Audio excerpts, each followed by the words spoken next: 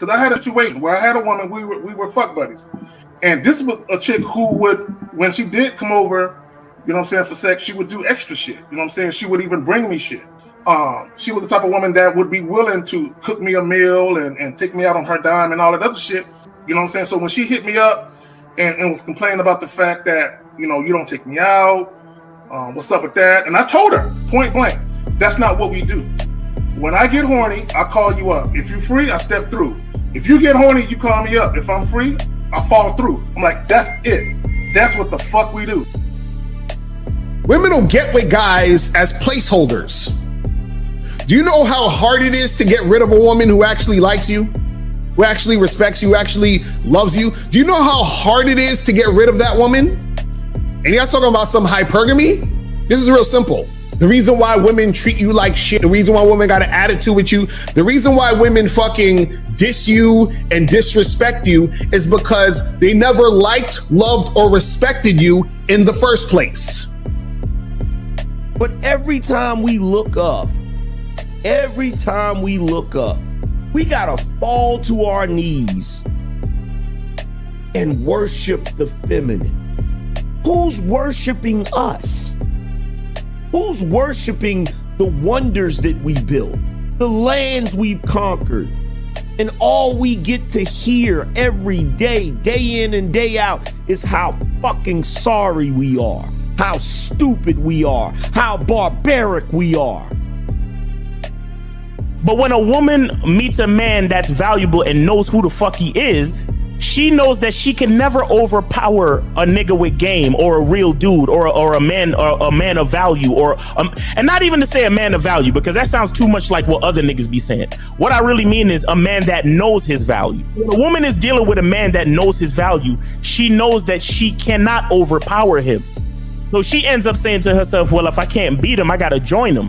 But when a woman is in a room full of dudes that know they value, she knows that she has to submit. And if she don't submit, she got to get the fuck up out of the room.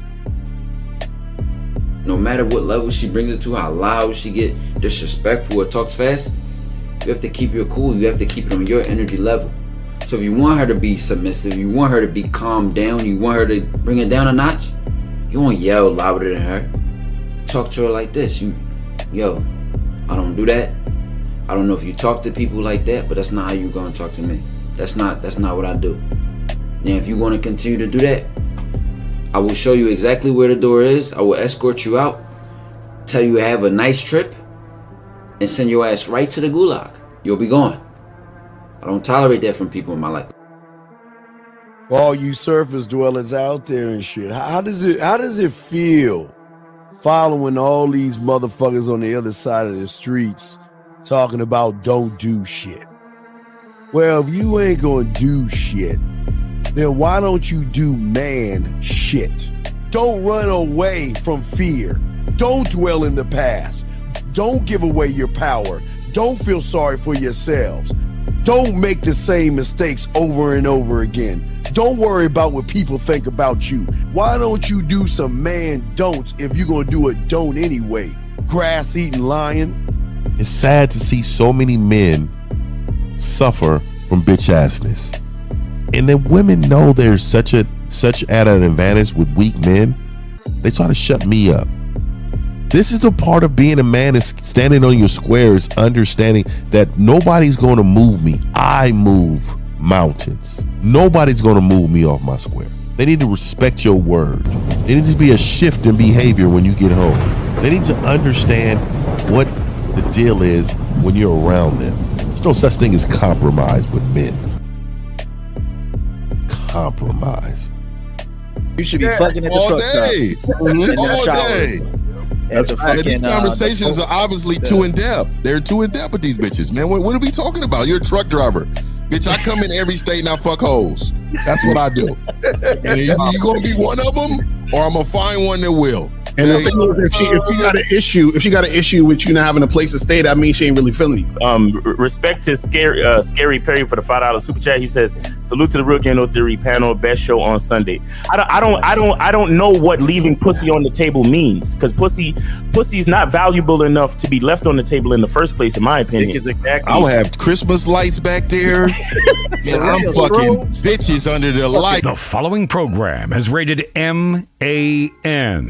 It contains assertive men who are kings of their castles, men who don't make excuses or blame women for everything that's going wrong in their lives, men who don't make the game about women, instead they make the game about the man. So, if you're into theory or use soft, weak-ass words like hypergamy, red pill, no fap, be on your purpose, high value man, or money, clothes, and status, buddy, you're in the wrong place, and you need to go 2 doors down where the male cuddle parties and circle jerks are going on. This is a man's space. Since the fall of the PUA community back in 2007, most PUAs ran underground because they had nothing to offer.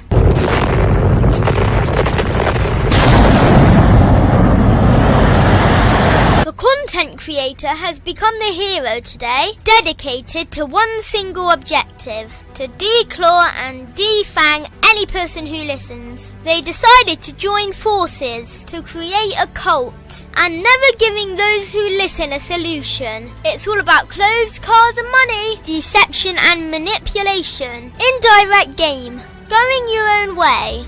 They talk pills and plates. They complain. They blame. Fake it till you make it.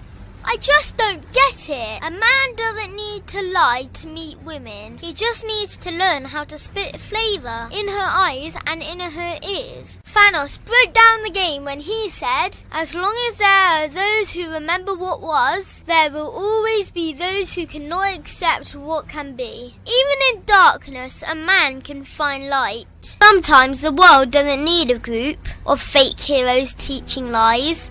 Sometimes the world needs a group of anti-heroes to bring balance, order, and truth to the game.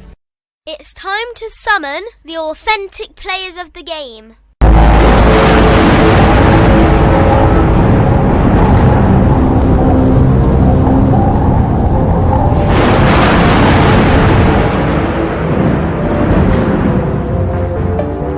Only one group dares to challenge this threat.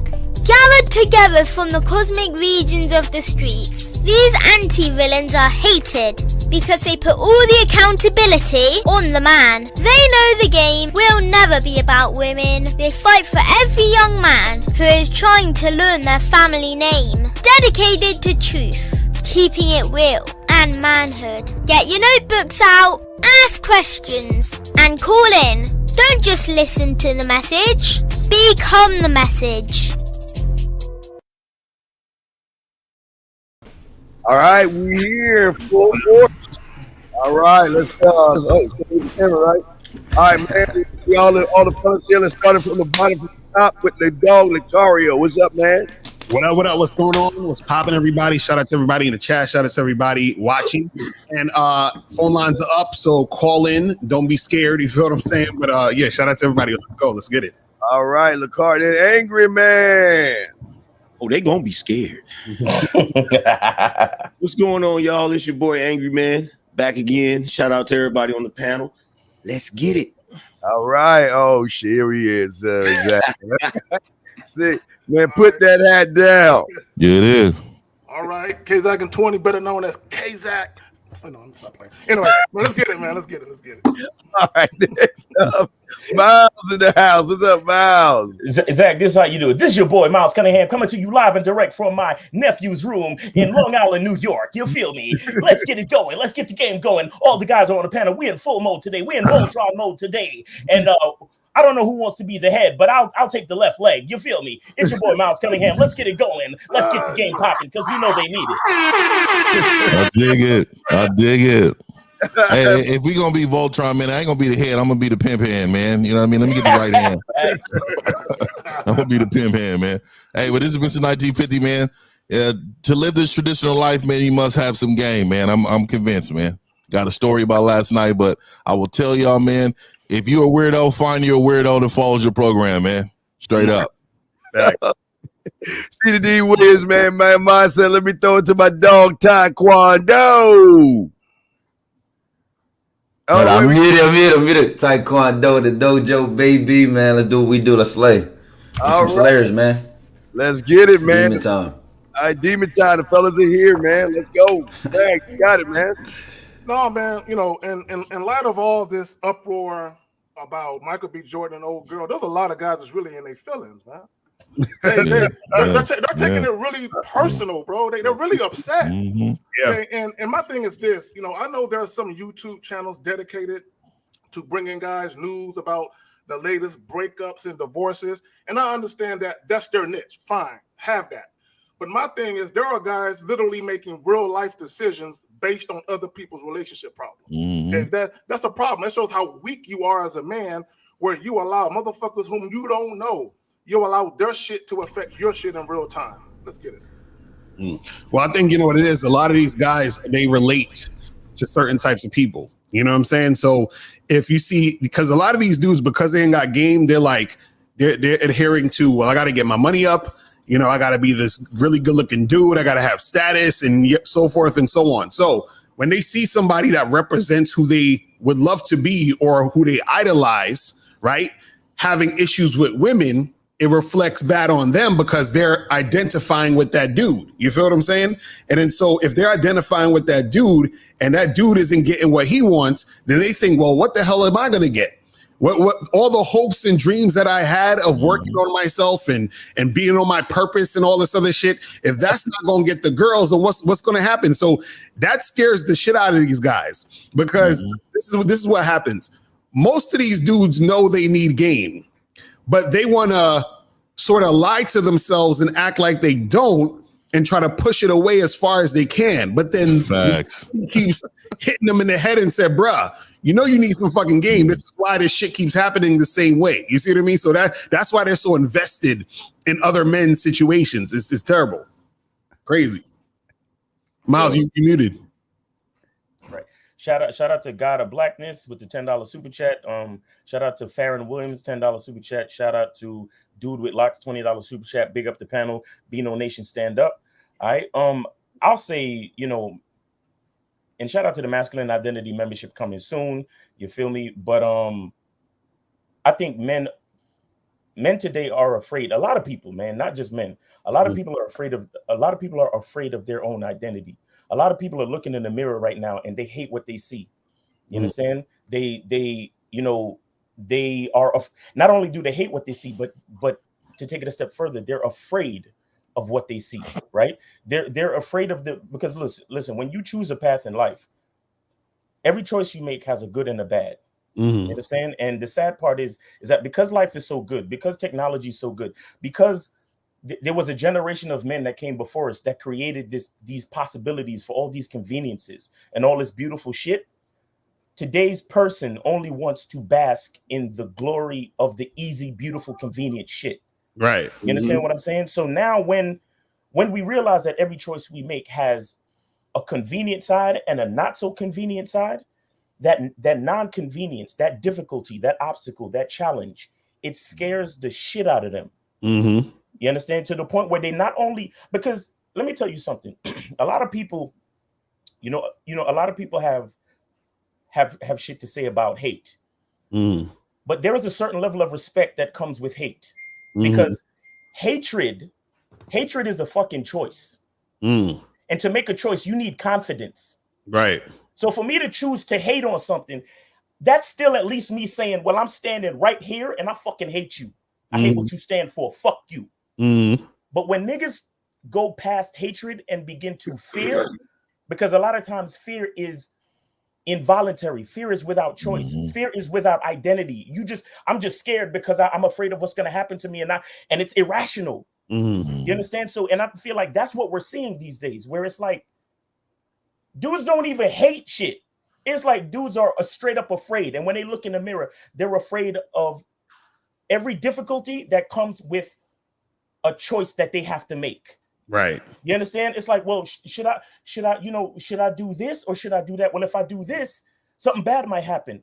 Well, you know what? I don't want to make the choice. Let me find out what Michael B. Jordan did. Let me follow his Instagram. Let me see what he did. So at least whatever happens to me won't be anything worse than what happened to Michael B. Jordan. You understand? So let me follow him. Let me live vicariously through him, because I am so afraid to find out what might happen to me based on my own choices. I have to live through another motherfucker that I look up to. You understand? And one more thing I'm gonna say, just to close it out, is that, gentlemen listening to us, I want y'all to realize this, and this is something that I have to do a lot, even on my consultations.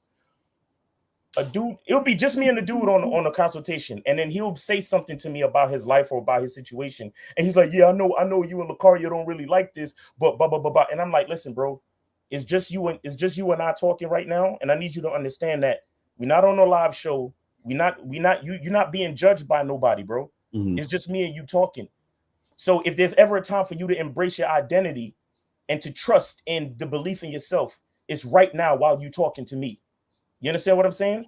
I don't need you to worry about what other people are thinking. And that's a huge part of the game, to be able to say, fuck what you think. You understand? Because I'm not afraid to be who I am. Exactly. And I feel like that's where we're at these days, where they're letting the outcomes, shout out to K-Zag for the topic, man. They're letting the outcomes of other people's situation dictate their ability to make choices in this life. And it's very sad. I can see that that Miles is in his masculine frame this morning.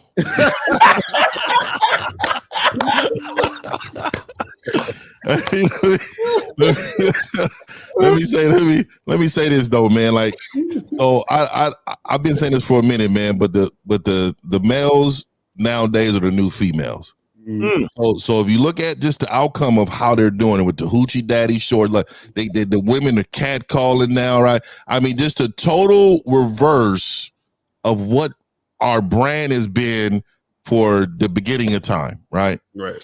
And just to see how the involvement of men and being emotional has become, like when you hear men say, "Oh, I was looking for a safe place," like that's some bitch ass shit, right? Like if you really think about, like, when the men need to feel safe, we don't supposed to fear shit. So for us to feel safe, what does that mean? You mean you're fearful of something, right?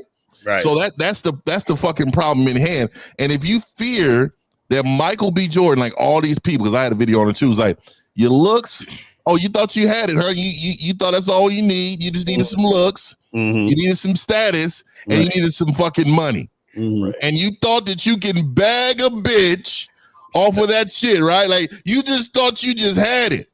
And then she was like, "Nah, I'm good." See, what happened is that he was too much into her and she wasn't into him. That's what happened. Facts. That's exactly what happened. It's just like, look, this is let me throw it back into the males or the new females. Just when Beyonce got cheated on from Jay-Z, all the women said what? We have no hope.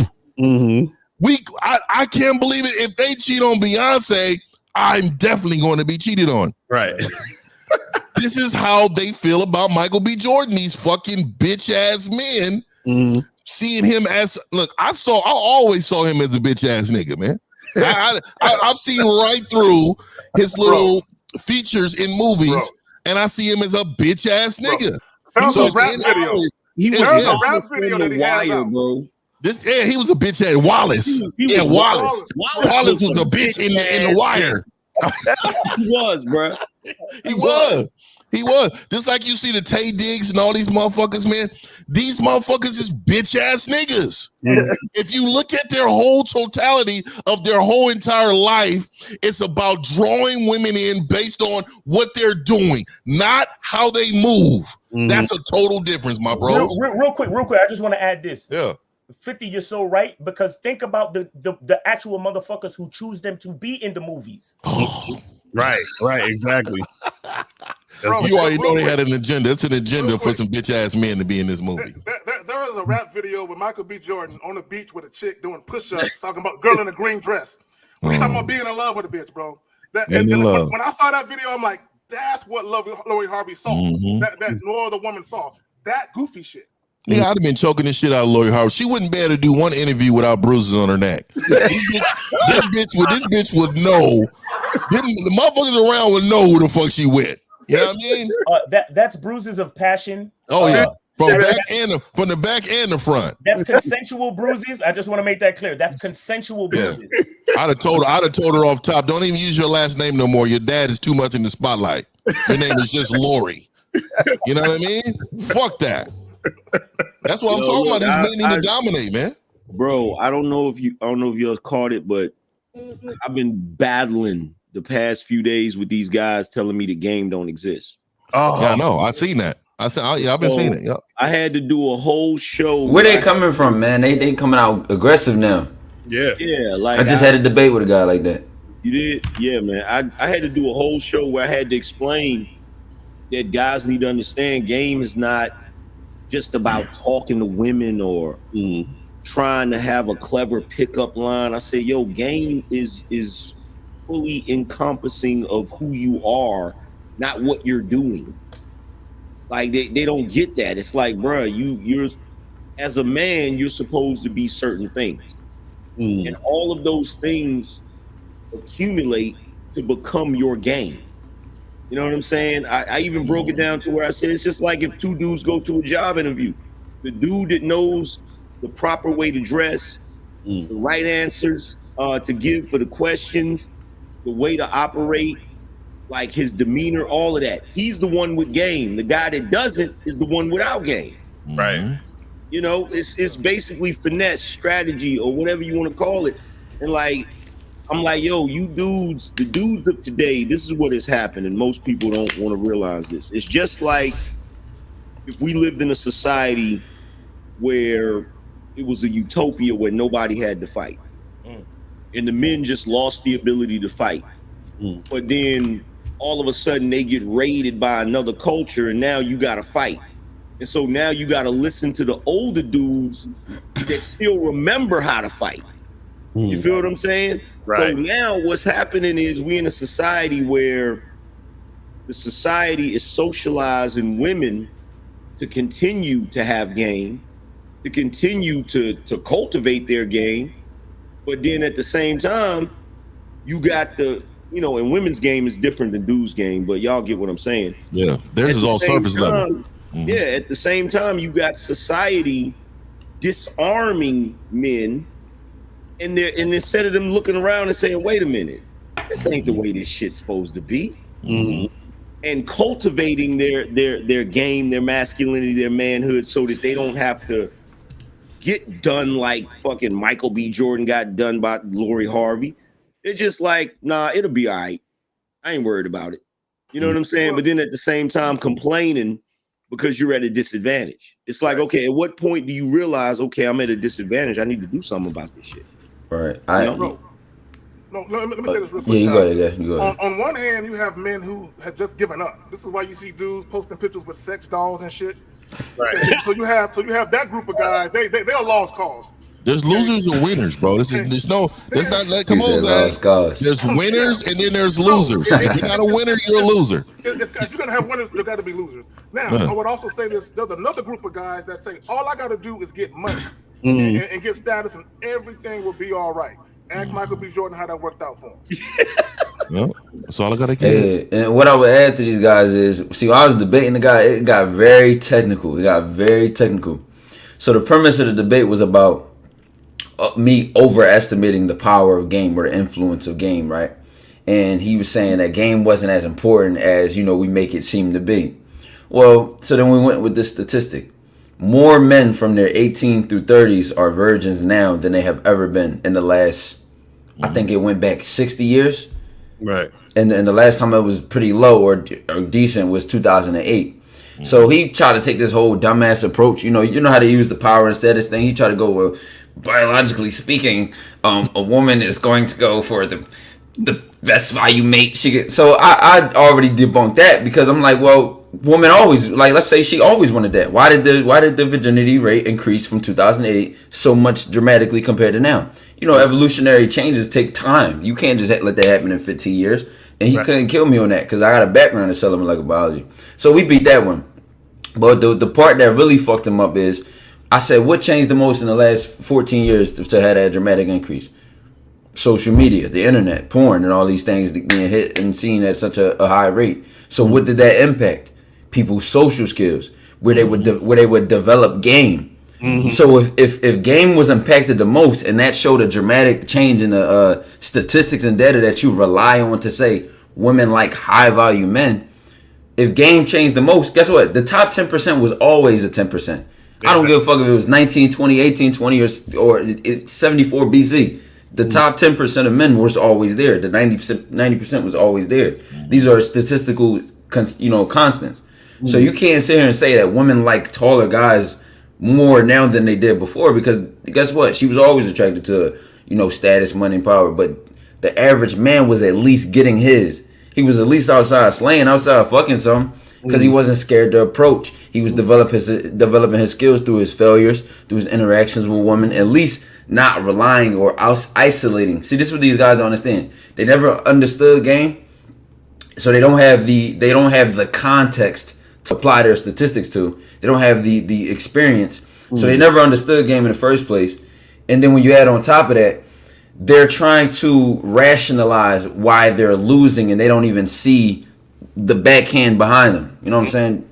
So those numbers actually prove how important game is. Exactly, and he didn't see it. Yeah, because he didn't see it. If you have this dramatic drop in guys being able to approach women or being able to have sex with women, and then you notice there's something going on that's causing people to be less social, that's the proof right there. It lets exactly. You know, like it's just like yesterday what I said, like, because some dudes, some of the little, the little freaking Duncan Penderhughes dudes, they want to say that game is pickup, game is trickery, game is manipulation. Yeah, they have a low standard of what they think game is. Yeah, and so I tried to explain to him. I said, look, you think game is the Jedi mind trick, but game is the Force.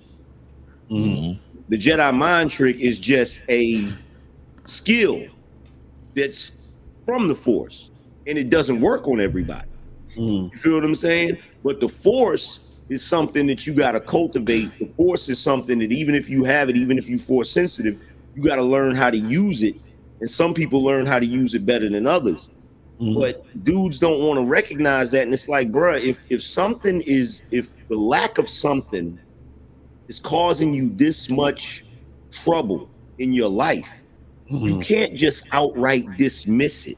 Right. It's just like the first Star Wars when Obi-Wan was trying to show Luke and Han Solo was like, oh, that's fantasy.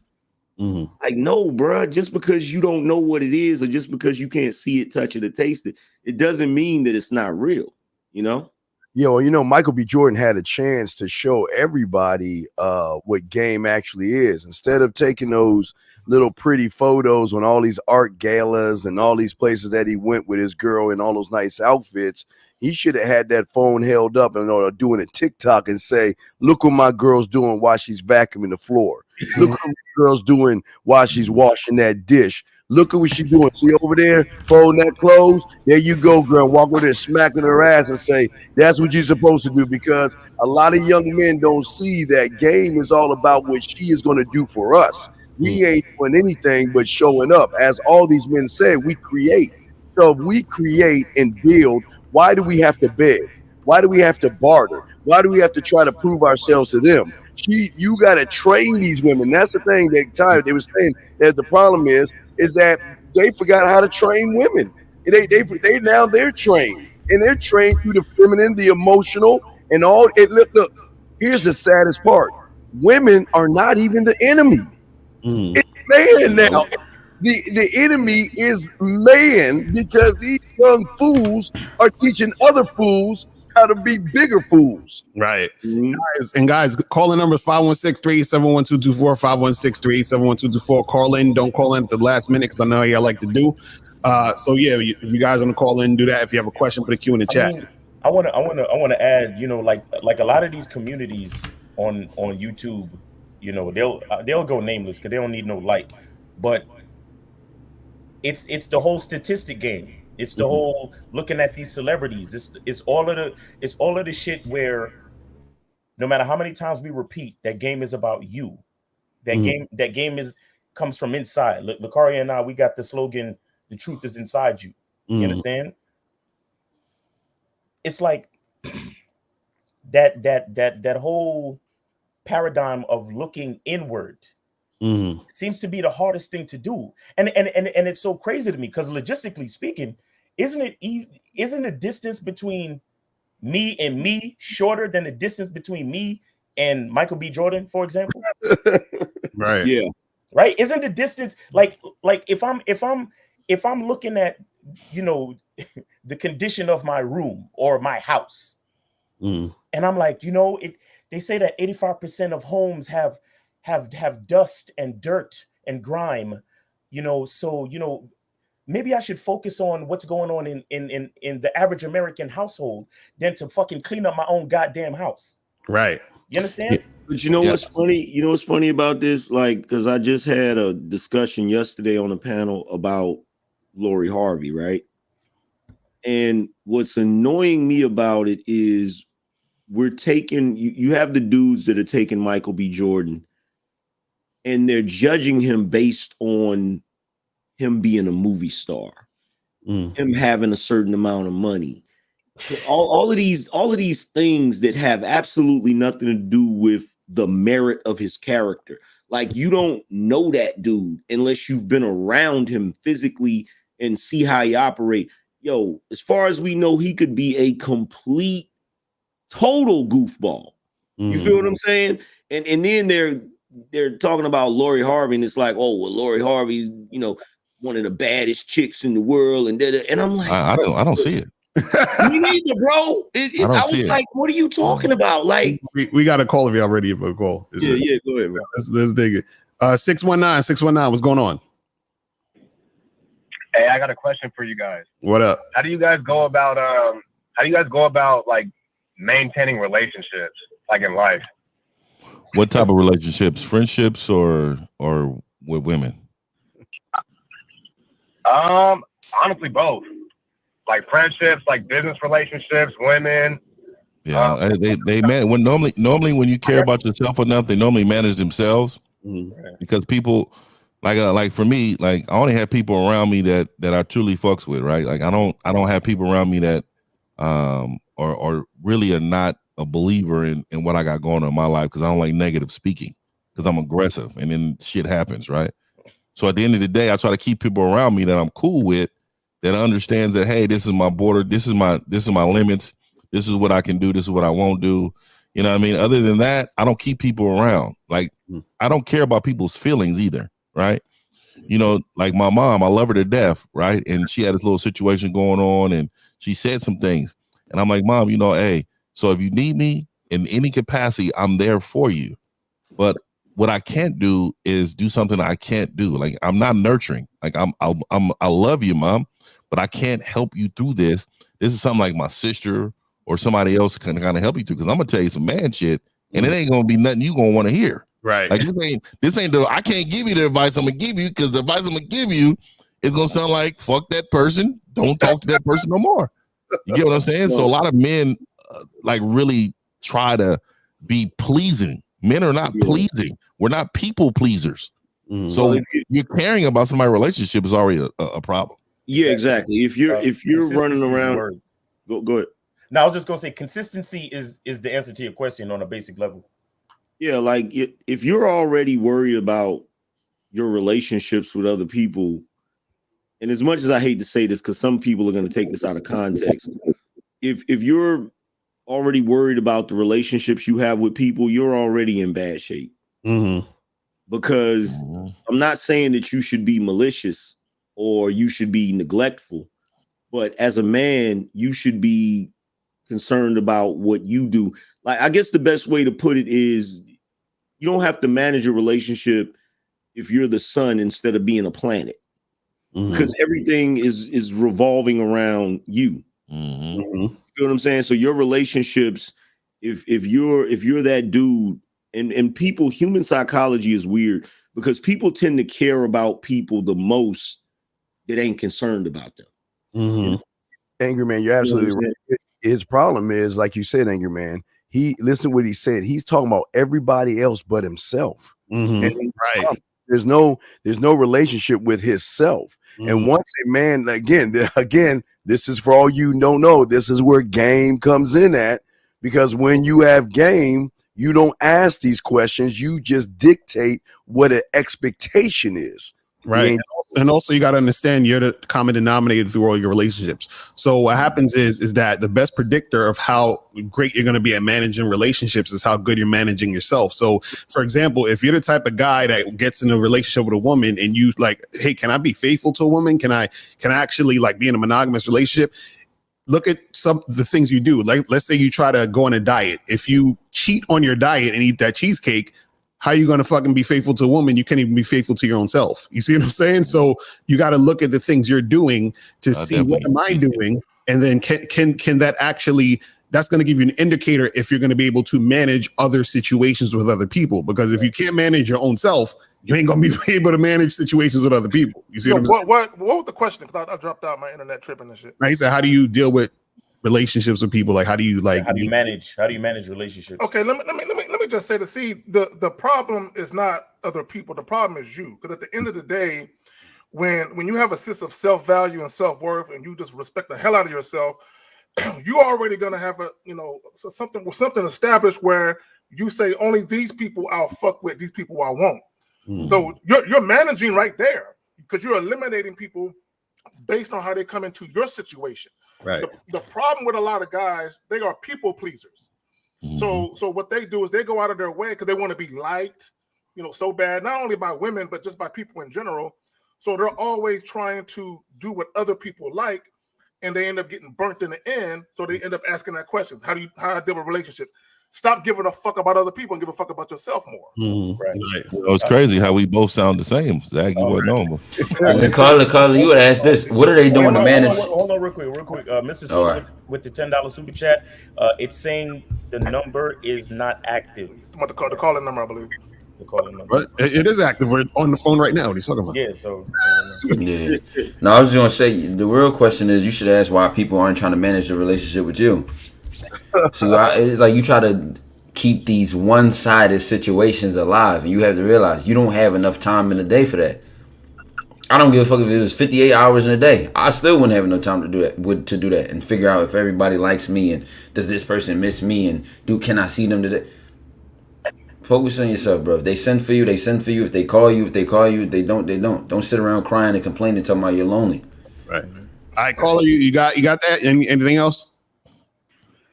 No, that makes sense. And really, I was just asking because, like, as far as my life, there's a lot of people like that, good people that I'll meet, and I won't speak to them for like years. And I feel like I go off a principle where it's like, like if it's understood, it doesn't really have to be said, And I was just curious, like, is that actually healthy? First, like, okay, like there's people that I won't talk to for years. But did you say the word healthy? You know how it is. Yeah. Why? Nigga, what does that mean? I got family members that I was close to that I don't fuck with, that I haven't seen or talked to for years. And the reason why is because I have a certain standard. And if you can't respect that standard, I don't fuck with you, regardless of who you were in my life at one point in time. Now, I can love you from afar, but as far as having you, in my inner circle, I'll kick you the fuck out. You know what I'm saying? Without no hesitation. But wait, caller, like what is it about these relationships that you're questioning? And like, what's the question? No, I was just curious as to like if my approach is actually like a healthy approach as far as like going about life. Bro, what's healthy? Like, what does that mean? Tell me what healthy means. No, because the reason is, you know what? Actually, it could be a point of growth because I feel like a problem I had before was like how Ty mentioned, I would try to stay in contact with a lot of people. But why though? Like, hey, why? Kind of like, bro, what is a could be? Could be, should be, would be. We don't use those kind of words. What is healthy mean? But the question, caller, is why though? It's gluten free. As far as like my health principle, because I feel like before it was kind of like those like pick me type of vibes, you know, like hey, like you know, like. Oh, okay, I get what he's saying now. I get caller. I get what you're saying. Basically, hold on. I know what you're saying. You're saying that you were reaching out to the people because you felt like you had to. You understand what I'm saying? Exactly. And that's you trying to get validation from the people that you're dealing with because you want to seem like a good person. That's what you're doing. Let me say something real quick. And I wanna like, I don't know if anybody remember chemistry and science and shit in the periodic table. You have to look at and this is what I was talking about when I was talking about consistency, right? In each I think it's in each molecule of an element, right? You have a certain amount of electrons, a certain amount of protons, and all that bullshit. Neutrons, and all of them, yeah. And neutrons, yes. Thank you. I And all of them rotate in a certain orbit within that molecule, right? And so if it's copper, you got one formation of molecules and they stay in the orbit and they vibrate and they do what they do to do what's for copper, and so on for gold and uridium and all that other shit, cobalt and everything. Now, here's why consistency is important. If one of those protons, neutrons, or electrons decides to change orbit or change position in that molecule, guess what happens? The molecule turns from one substance to a whole nother substance. It goes from one element to a whole nother element. You understand what I'm saying? And so what I'm trying to explain to you is that a lot of times we forget about our own consistency. We forget about our own identity. We don't realize that in order to create a quote unquote healthy situation with our relationships, we have to stay in our orbit. We have to do what's right for us. We got to do what's true to us. You understand what I'm saying? And then so we create the relationships that we need to create to keep the element what it is. When you start to change because you feel like you're trying to get validation, you feel like, oh, I'm contacting these people because I feel that I need to, and so on and so forth, but it's not truly something that you really feel to do. What you're doing is you're changing the element. You understand? You're changing the entire environment, and you're fucking up the whole situation. Miles is in his scientific frame. Yeah. Listen, as somebody with a chemistry background, when you said that shit turned into a whole other, I was itching. I'm itching not to say nothing about it. I'm like, hold on. These niggas is genius. Yo. The nerd gonna come out in a minute and shit. Hey, man, look, for the guy, being a person that actually lived in a lot of places growing up, I know a lot of people. And I get where you're coming from as far as feeling like you want to keep in contact with people because you don't want people to feel like you're a piece of shit. That's really what it's boiling down to. Right. Like, oh, he never hit me up. He don't never come through, all of that bullshit. But what I learned, knowing as many people as I know, like if I was to go visit everybody I knew or call everybody I knew, that would be a full-time job. Right. And what people don't realize is that people are selfish and manipulative. So while you may think a person needs you for whatever reason, sometimes their reason is just selfish. Sometimes their reason is just selfish, and they'll manipulate you by making you feel guilty about the fact that you haven't called them or you haven't did this or you haven't did that. But yo, you got to live your life, bro.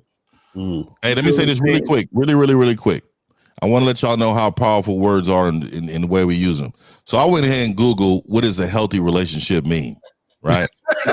I'm a motherfucker, man. I don't like, so it says healthy relationships involve honesty, trust, respect, and open communication between partners. And they take effort and compromise from both people. Hold on, listen up. There is no imbalance of power. Partners respect each other's independence and make their own decisions without fear of retaliations, and they share in discussions. Bitch assness. Pure bitch assness. Number one, we don't do compromise over here. Oh man, I shouldn't have read that. We don't want. I'm not trying to be. I'm not trying to be. Compromise is a bad word. I'm not trying to be in no relationship where we both got to turn our key to make a decision. You feel what I'm saying? Yeah, man. Hey, I don't like too much of a discussion when it comes to things. Like the plan has already been set. When you've been together for so long, too, like what are we really talking? Like you know how it's fucking gonna go, right? You know what I mean? Like if you got input, you can have input, but discussions means you're saying your point, I'm saying mine. You ask me why. If a woman asks you why, she don't fuck with you. She don't really fuck with you like that. Why? So wait, caller. So caller. You have the last word, and we gotta go. Caller. What's the last thing you gotta say? 619. Okay. That was really it. No, I appreciate all the feedback. That was, Yeah, stop using healthy, man. I'm gonna tell you right now, dog. It's gonna fuck you up. All right, we're gonna go to 111 and then 478. So 111, what's popping? So long I don't forget, but okay, man. So I know y'all don't fuck with the red pill, but it's a lot of red pill teachable moments in this. No, there's not. Go ahead, Steve. This is your thing, man. Wait, no, there's not. No, we're not bitches, so there ain't no teachable moments. We're not panty dressing over here. So please say some shit. Come on, man. Caller, wait, caller. What's the red pill teachable moments from a red pill perspective? Her past, how she was moving, how she moved with the people she dated with. She attached herself to the highest person or the person that's on fire at the moment. Like Michael B. Jordan was on fire, now she all of a sudden with Jack Harlow. Jack Harlow just dropped the album. So y'all really be out here asking these women? Y'all really be out here asking these women about their past relationships or how they was moving? And then caller, not just this. How is it woman nature to want a winner? You don't like winners, caller? Yeah, that's not what I'm saying. So why are you highlighting the fact that she's a woman? But this is what I'm saying. He should have watched how she was moving and tailored the game. Well, not his program, but the game so important to moving and put her in the right. Wait, hold on. Let me get real quick. Go ahead, K-Zach, because I already know. Go ahead. All right. First of all, I don't even give a fuck about Michael B. Jordan like that. But Michael B. Jordan was a hopeless romantic type of nigga. That's what he was, right? And this is what he thought. A lot of you niggas think this. If I shower her with my love, she'll reciprocate her love back to me. Ain't that a bitch? That's what he thought. That's what he thought. That sounds like a healthy relationship. Hold on, because I heard you say, caller, I heard you say he should tailor his game to her. Is that what you said? Oh my God. Wait, his program, his I'm saying according to how he moved, I'll go back to him. Now his program, like you either with it or you not, but how he moved. No, so when should you move in a way where you're vulnerable to being a sucker? I didn't even. If he should have changed it for her, when should he have changed to be caught like a sucker? No, we agree. For a good girl? He shouldn't have did it. For an innocent girl? Look, let me say something real quick. Caller. This is the problem that caller. Hold on, real quick. Caller, hold on. This is the problem that most guys make. Now, I promise you, if you talk to Michael B. Jordan, he was a twin flame type of nigga. He was a soulmate type of nigga. I bet you he believed in that goofy shit. Now, having said that, the biggest mistake that guys make when they deal with women, they make decisions based on their fucking feelings. Mm-hmm. That's what he did. Because if he would have sat back and been a little more logical and practical about what was going on, he never would have made her his fucking girl. He just would have fucked her. That's all he would have did. Was just fuck her a couple times until the situation was no longer fun for either one or the both of them, and then he would have moved on. But now I'm hearing that he actually got dumped because she didn't want a monogamous relationship. So how did you make a chick your girlfriend that didn't want the type of relationship you wanted? That don't even make no sense. Listen, Michael B. Jordan. Hold on one second, please. Caller. Nah. Hold on. I need something needs to be said, bro, because I don't really appreciate you coming to this fucking platform. This shit is called Real Game No Theory. real game, no theory, and then trying to talk some shit about red pill narratives or other narratives and shit, bro. First of all, the game was around when that bitch Eve was persuaded to eat the apple, my nigga. You understand? Game has been around since the first fucking caveman hit a bitch over the head, threw over his shoulder, and brought her back to the cave and fucked the shit out of her, bro. You understand? So everything that y'all niggas is talking about today came after game. So I don't want to hear that fucking shit. Yo, Michael B. Jordan. Michael B. Jordan is King Harold from fucking Vikings, bro. I gotta be in love to be a legitimate dude type nigga. Hey, caller, what you say, caller? Go ahead. You gotta have awareness to have the game. Oh my God! Okay, You got no, that's valid. You do have to have awareness. his awareness is based on a bitch ass thinking. Only bitches follow bitches, caller, and you pee sitting down. You just admit you a bitch, and then you can say what you want to say, because all this silly shit you saying shows you ain't fucking. It shows you ain't getting no motherfucking pussy. That's why your channel don't do. That's why your channel don't do too. Now he told my caller, hold on. That means you're dissing. Wait, caller, aren't you viewing us right now? Caller, aren't you viewing us right now? Cut off his nose to spite his face. No, caller. Are you somebody or you nobody? What did he say? What did he say? I didn't hear it. He said that's why Steve's channel don't do views. Yeah, so caller, are you somebody or you So he cares about his status. Bro, I see, bro. That was such a feminine thing to do just now, just to throw that. That's why you're caller. Who are you? But the crazy shit is Steve's show gets Steve's channel does thousands and thousands. Come on, man. Stop playing with my nigga Steve, man. Like he don't be out here eating hot Cheetos on halftime.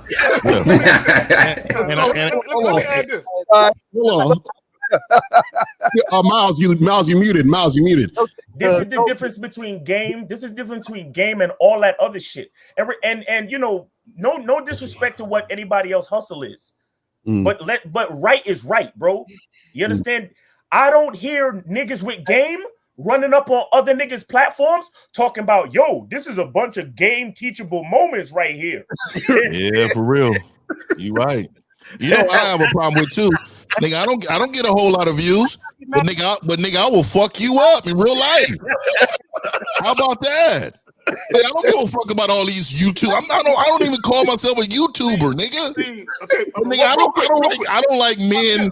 I don't like men questioning other men's like that. But nigga, if we was in fucking Blockbuster or something, nigga, you wouldn't say nothing to a motherfucker. You wouldn't say nothing. If we was in a grocery store, you wouldn't say nothing. That's why I don't like bitch ass men that come on here, because the internet got everybody thinking that they riding, they motherfucking killers out here, man. These dudes are not about this fucking life. No, 50, I'm talking all this shit. 50. See, this is what niggas don't understand. Fuck these views. I will fuck you up. That's what I'm saying. This is what niggas don't understand. I'm not a YouTuber. I'm a nigga who YouTubes. Exactly. I'm a nigga that YouTubes. Exactly. I'm not a YouTuber. So what niggas don't understand, like when he talked about Steve's views, see, this is how you know niggas is bitch made and they think like females. Because he's saying you're not as popular as this other guy. Yeah, right? So why are you talking to me with that tone? People don't care about people don't care about you. They don't view you. Man, fuck you, bitch ass nigga. This is what I'm saying. Like, nigga, because nigga, I got 4 cars, right? One of them is a gas saver. It's a fucking 97 Toyota. I drive that the most because of the gas prices. Nigga, I got Ram trucks, motorcycles, boats. Nigga, and I roll up, I'm still the same motherfucker in my Toyota that I am in my other motherfucking vehicles. Because I don't give a fuck about what people think of me or how I move. Nigga, stop giving a fuck about a nigga's status, you bitch. Hey, caller, go ahead. You got the last word. Go ahead, bro. I said, how the fuck are y'all mad that I'm agreeing with y'all? Y'all need to stop getting on each other's dick so much. No. My God, this nigga done brought a dick up. Agree with nothing. You cut the line. Brother, you started talking about views. What views got to do with anything? What views got to do with anything? Man speak for himself. That's a grown ass man. Let him speak for himself and get off each other's dick. Caller. Hey, man. Caller, answer the question. Caller, answer the question. What does Caller, didn't you come in to talk about it, man? Right, exactly. Caller, what does views have to do with anything? Hey, are y'all not talking about somebody else's relationship, gossiping and shit? Hey man, he got ashy feet and thong sandals on right now, bro. I'm gonna ask you one more time. I'm gonna ask you one more time. What? I'm gonna ask you one more time, and if you don't answer, I'm gonna hang up. What, caller? What does views have to do with anything? Go ahead, answer that, please. We got all the way off topic. All I'm saying This is nigga. All right, we out of here. We gotta go. They favorite line is all I'm saying. And you already said something, my nigga. Stand on what you said. Yeah, I feel that. Hey, you gotta try to cross explain what the fuck you just said. You said what you said, nigga. We heard you. That's perfect, bro. That's straight up right, man. Stand on that shit. All I'm saying is I just we know what you said, bro. You trying to re-explain the shit. We just talked about status, nigga. You said this nigga ain't got. I don't like bitch ass niggas like that. Man. We're gonna go to 478 and then 310. 478. What's popping? Who this? Hey, this Solo. What up? What's going on? Can you hear me? Yeah, man. I'll just call and shout out to the panel. I watch y'all every week. I just got out of a kind of a 4-year relationship. Congratulations. Yeah, that's a good thing, man. You found out, huh? You found out about her. Good job. Good job. Took a long time, though, huh? 4 years? That means you've been breaking up with her for 2 years. Yeah, that's what it was. But I still went with it because I'm a nice guy. So seriously, if you, however long you were in your relationship, nice to who? Once you break up, however long you've been in the relationship, divide that in half. That's how long you've been breaking up with her, bro. And this the thing, it's the bullshit. He said he was a nice guy. Nice to who? Because you wasn't nice to yourself. Well, apparently not. I've been a nice guy in pretty much every relationship I've ever been in. Oh man, look, don't call in to be the running the victim Olympics. Sound like he about to cry. Hey, bro, hold on. Wait. Hold on. What's your question? I'm just trying to get some pointers from y'all to, what I need to do to go up in the tree, grab your spine where she put it at, go just what to do in the back of the yard and dig up your balls, attach that shit, and move forward. Now you know what he need, man. He need Mr. 1950 and Steve to make him a Kool-Aid hot Cheeto plate special, man. Why should Cheetos do with the Kool-Aid and talk it out over some shit? Oh, caller, wait, caller. Wait. You trying to learn? You want to know how to get over the chick? Yeah, just some pointers. I know I need coaching, but bro. Wait. Let me ask you a question. How long you have been broken up for? 2 years. About 5 months. 5 months? And you still going through it? And 5 months, I probably would have already smashed her sister and her mom already, man. 5 months. Hey, bro, what you need to do, bro, is you need to get some ice water in your veins, bro. You need to get cold and tighten up, man. Because if you running around here on some nice guy shit, you gonna keep getting. Yes. Hey, let's peel back some of these layers, okay? Let's go ahead and get a hold of them like we normally do. So, caller, so what happened? How did the relationship end? Right. I think she was withholding sex, kind of, sort of, and then. Oh my God! Wait! Hold on! This is a learning moment for me. What does it look like when a woman withholds sex? What is that? What is that? How does that conversation go, Carla? I don't know what that is. How does that go? This is a learning moment for me. Let me ask him this. So, caller, when you said she was withholding sex, what is the longest you went without having sex in the relationship? What was the longest? I don't think I want to know this answer. A month. A month. 30 days. She boxed you out. So let me ask this question. Let me ask the caller this question. Miles, you muted. Hold on real quick. Shout out to Freelance Rona with the $10 super chat. He says, salute to the Sunday Shark Tank, exercising the auntie and mommy demons from Thou Triggered. Amen.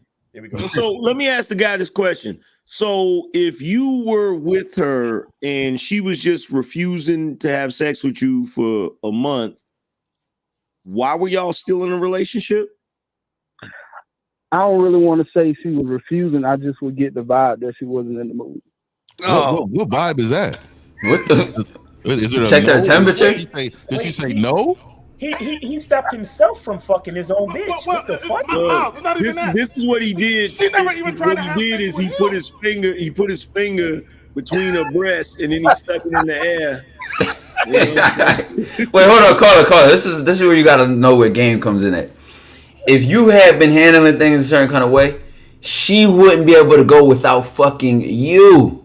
It wouldn't be she withheld sex. Okay. So she never brought it up to you. She never said, "Damn, as soon as I come home, I want that." You know, she ain't never. Hey, he's in a month. In a month, call her. If she went a month without asking you for dick, but then she getting dick somewhere else, bro. I ain't even gonna hold you. He's in a she healthy getting dick somewhere else. He's in a healthy relationship. Well, here's Slayer, man, you can't slay this shit, man. So here's the thing, caller. Here's the thing. One or two things happened. Either she was never sexually attracted to you at all, and there was other things you were doing that had her saying, "Well, I'll get into a relationship with him, even though I don't want to fuck him." Okay, either it was that, or if she was sexually attracted to you, and she lost the desire to have sex with you, that means you fucked up. Steve, read that. The singles first smashing. So caller, okay. So now she didn't give you sex for a month, right? How long from that time did y'all break up? So after the month they had sex, and then when did y'all break up? Oh, this happened a couple times, but over pretty much a year and a half, I was like, this ain't gonna work. Okay, so you broke up with her, or she broke up with you? Hold on, you broke up with her, or she broke up with you?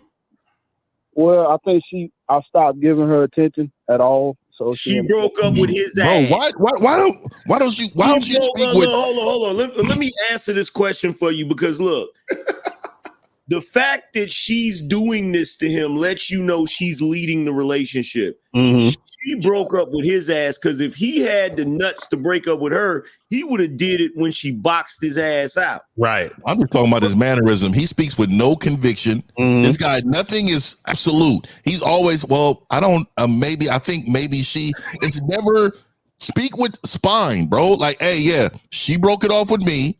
This is how we speak. We speak directly. And this is the problem. See, you probably around there asking for pussy, huh? How many men in a relationship actually ask for pussy? I don't ask for shit. Who's asking? It's gonna happen. She ain't got no choice. 11:54. Pick up the comment at 11:54. Hey man, nigga, I'm by the hair and everything, bitch. We can come up in here. It's a young lady. Bring up the Sapphire, whatever the fuck. So caller. So why are you trying to get over this when she basically been disrespecting you this whole time? Shouldn't you be like, I'm glad I'm out this situation with a woman who's disrespecting me? Yeah, she's cowgirling right now. I'm glad I'm out, but I guess I haven't had any options since then. So no options. What you saying is you don't got no bitches? No, in 5 months? You don't got a human resources department? You can't fill no applications? The hell, bruh. God, caller. Struggle. Caller. I'm gonna tell you a story, caller. I'm gonna tell you a story right 5 months, 0 hoes. You and Ben Simmons got the same stats. What's gonna happen is you gonna go to the next female, and this shit gonna happen to you again. So I'm gonna tell you a story to help you out. I was dealing with this young lady. We're in a relationship, caller. Can you hear me? Can you hear me, brother? Okay. Can you hear me? All right. I need you to listen to what I'm going to say. All right. We're in a relationship, right? Now, this woman was sexually attracted. All right. This woman was definitely sexually attracted to me. We she was addicted to the dick. But one day, she started listening to other motherfuckers, and she tried to withhold sex, right? And she says, we should go out more. You should take me out more. And I'm like, wait a minute. Now, see, caller, you waited a month. Okay, I waited 48 hours. It's been 2 days, and I ain't busted a nut. Hold on, what the problem is, right? So it's been 2 days. You waited a month. So in 2 days, I'm talking to her, and she's like, we should go out more. And I'm like, oh, are you trying to bargain with me? Are you really trying to ration? I said, look, that's okay, that's all right. I said, I will be fucking tonight no matter what. Hey, caller. Let me ask you a question. Let me. Okay, go ahead. So I said, I'm fucking tonight no matter what. So she's saying, you're gonna go cheat on me? I said, take it how you want it. I said, no, hold on. I said, take it how you want it. I'm fucking tonight regardless. Don't ever in your life try and come to me and tell me you want dates. No, I'm fucking when I want to fuck. You know what? For the next 7 days, she broke me off. You know what I'm saying? And didn't say shit. You know what I'm saying? You know what that's like, Zach? You know what that's like? That's like if you're sitting at the crib and your freaking wife says, "I'm not cooking dinner, but you better not order out." Right? Like, what? I'm not supposed to eat. Hey, Zach, do me a favor, Zach. Put up your mug again, man. That's some man shit. You know, I always try to point at the man shit. This is what the fuck I'm talking about right here. Okay, put that in the fucking cabinet right there. But look, hey, caller, real quick. Hey, caller, I got a question for you, caller. Hey, so how old are you? 35. 35 years old. Yeah, this for y'all. This is y'all. I ain't in this. Let me tell you something. Let me just For tell you once. something really quick. I got a business. So last old nigga argument. So last night I had to go to this fucking rave fucking party. I didn't want to fucking have to go to this shit, you know, but I had to go because my business, whatever. So I had to fucking work this rave party, right?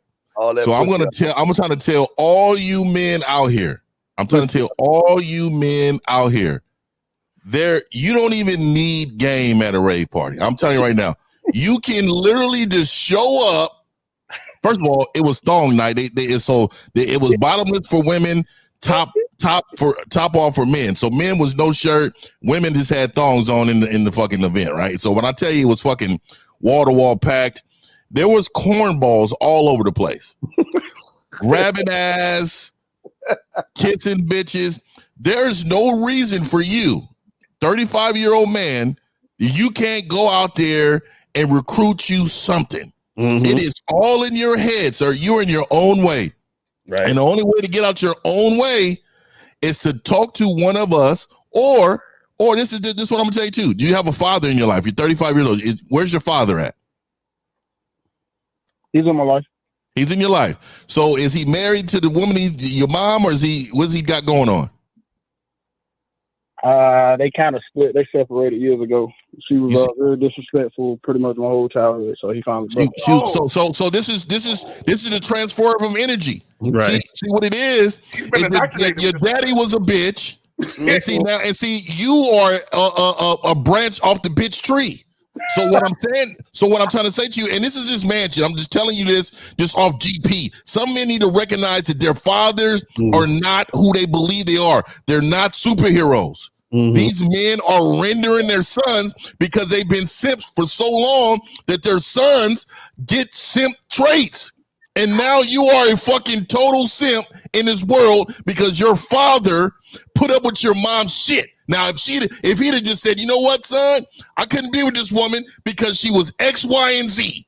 Mm-hmm. She wasn't cool. She didn't follow my program. She didn't do X, Y, and Z. You will have so much more gain to you right now, young man.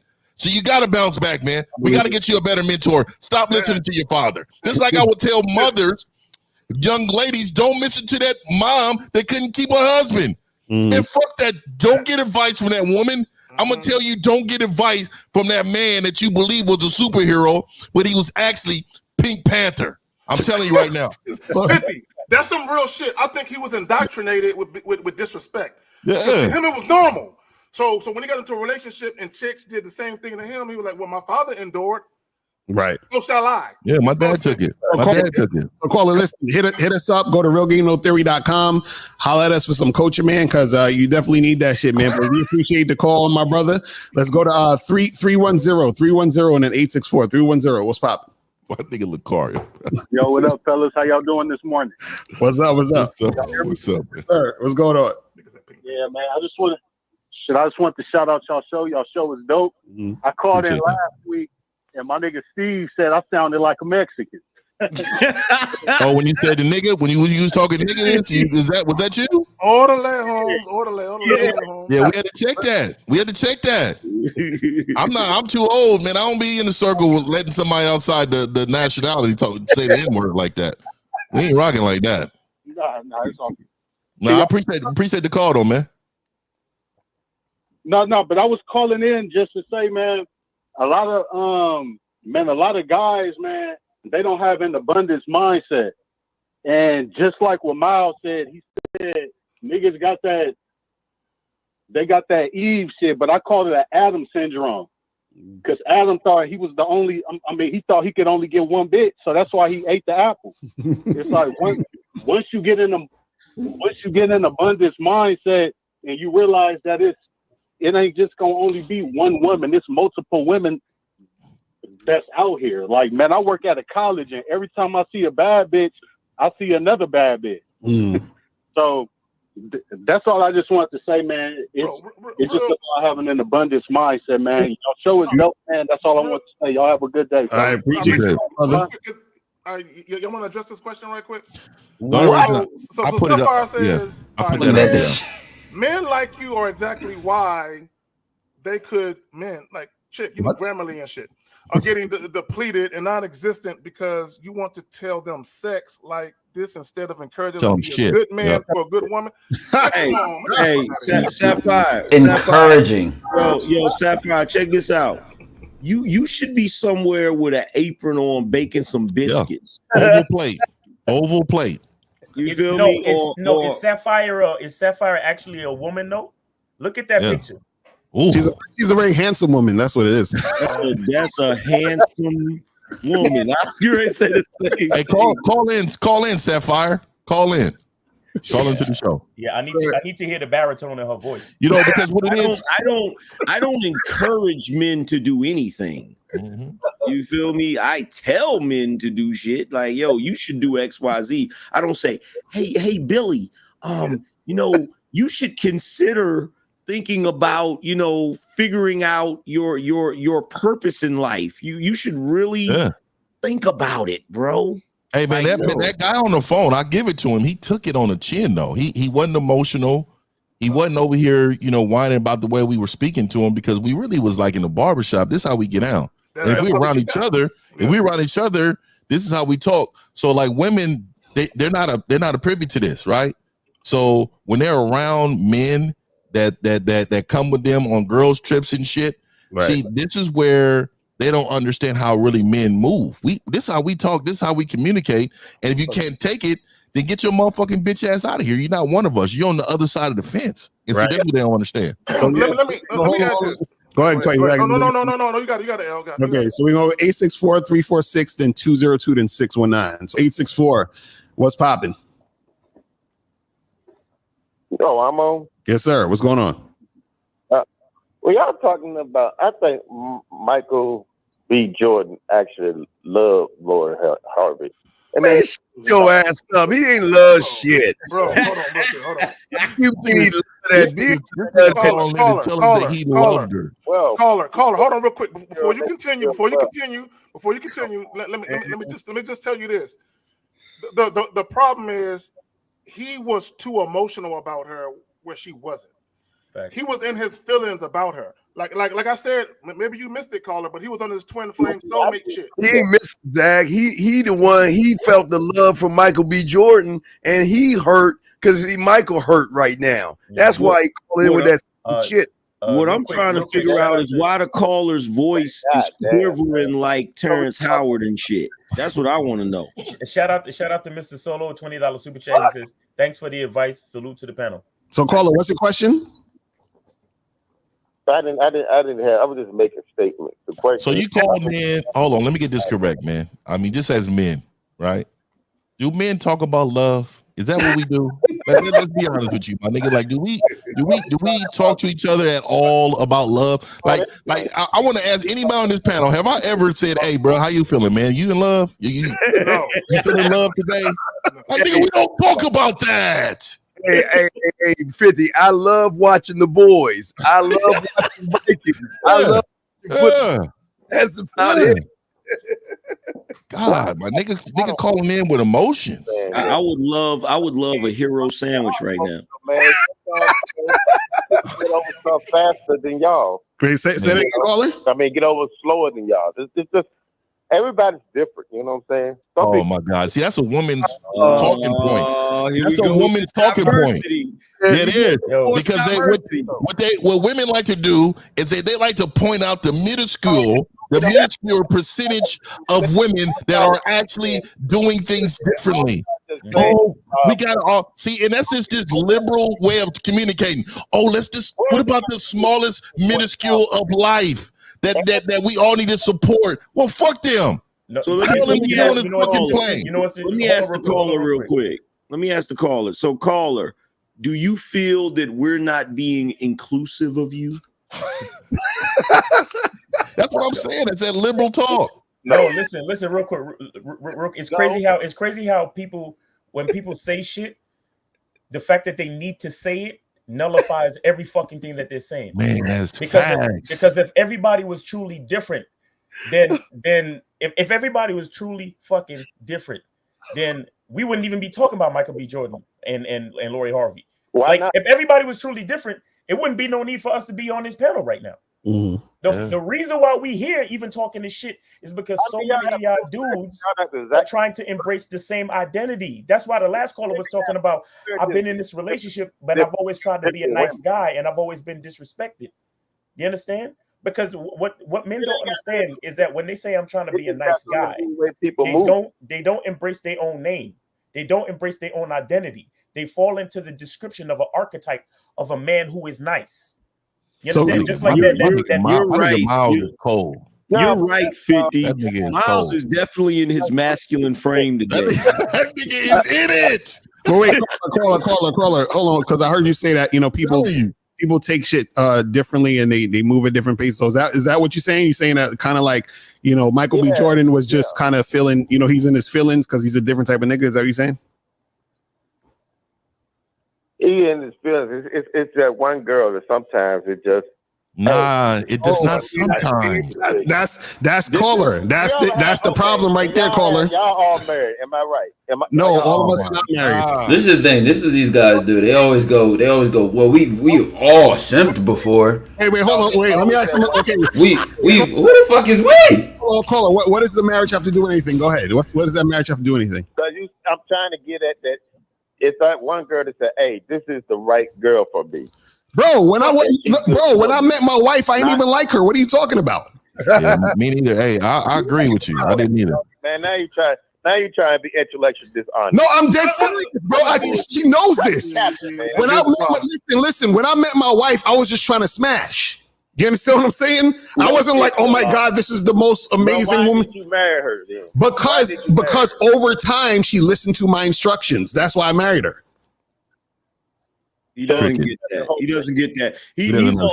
This is an old fall in love at first sight ass nigga. This is a watching motherfucker, right?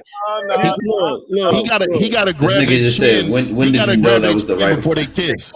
Look, my bro, listen, hold on. What these brothers are saying is true because my wifey that I'm with right now, the first couple of times we kicked it, I remember her telling a joke that I didn't like. And it wasn't even something that was really drastic. I literally got up and walked out of the apartment. And she thought I was coming back. And I wasn't. You know what I'm saying? And she was like, yo, I really thought you was coming back. I was like, nah, because I didn't like that joke. Hey, AM, though, he's not going to understand that because, like, we're above the thinking process of how they're processing. They don't believe this is true because when you surround yourself, and I said it earlier, I'm around people who's like-minded. You don't need to be like me, but you need to be like-minded, understanding what the fuck that's going on in my environment. You are around people who have feelings and want to be inclusive and also are feeling neglected. And want to be recognized. This is what it is. And now that I'm bringing it out to you, all the time, I'm just saying. Go ahead. It's just not one way to see things, man. Oh my God, this is women's talking points. No, we agree. I agree with you. They found a woman that they want. No, I agree with you, caller. You don't think they've been together over time? No, caller, I agree with you. But what you got to, this is the difference you don't understand. What you got to understand is that you're right. There are different types of guys. Well, I'll say this.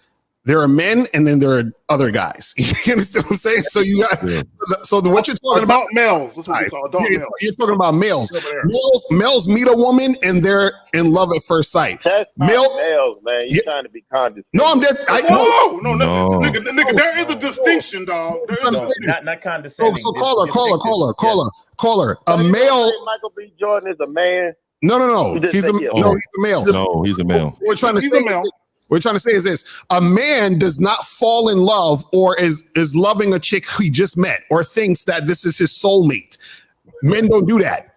You understand what I'm saying? How do these dudes? Wait a minute. How do these dudes believe? Wait a minute. I gotta delve into this, bro. Bro, You'll qualify him as a man. Fam. Hold on, fam. Bro, that's on the line. Like, bro, listen to this. How is it you can understand that Michael B. Jordan, as successful as he is as a movie star, as a celebrity, all of this stuff, but then be this horrible with women? Why is it you can't see there's a problem there? Like how? Like so usually when men are successful, it's across the board. Mm-hmm. Okay, meaning doesn't matter what they would like. Somebody like Jay-Z, it wouldn't have mattered if he was a fucking manager at a grocery store. He probably would have ended up owning a chain of grocery stores, and whatever, right? But you see these guys like Michael B. Jordan that are phenomenal in their career, but then they letting goofy bitches like Lori Harvey, that's famous for being a bust down, run over them. And you don't see something wrong with that, bro? Nah, everybody's different, man. Yeah, I didn't know she was a bust down. I don't know much about Lori Harvey. What?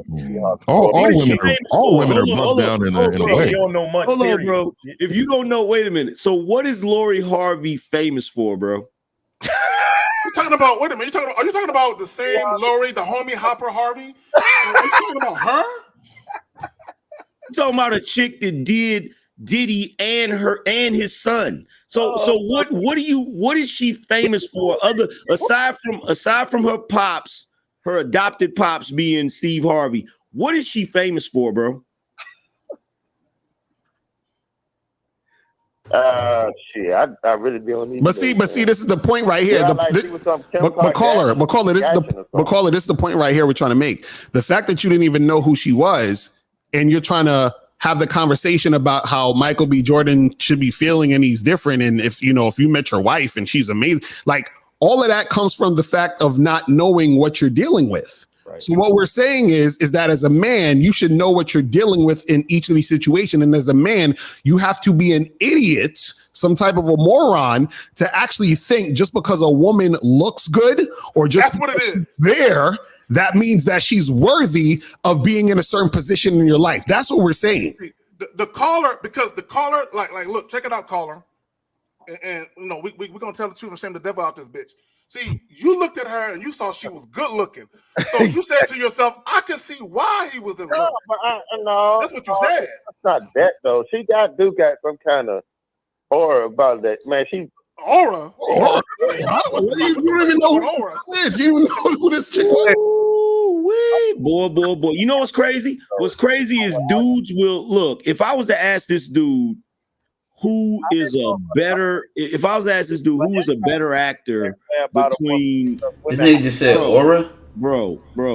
He's still going. That's crazy. Like, look, if you ask a guy who is the better player between Michael Jordan and LeBron James, you will get these elaborate explanations. Dudes will go into stats and they'll have a really deep debate, even though both of these dudes are phenomenal players, right? But all a chick Lori Harvey has to do is fucking be pretty. Right. Yeah, wait, I want to ask about his aura. Doc, so you tell me, is this the aura we talking about here? Because this should be the aura that Michael B. Jordan should be seeing right now. Yeah, she should have yeah. If you don't get this aura, guys, there's a problem. I know she can't cook no collard greens. I can tell it off top. She's not making no collard greens. But look at his face. I want y'all look at his face.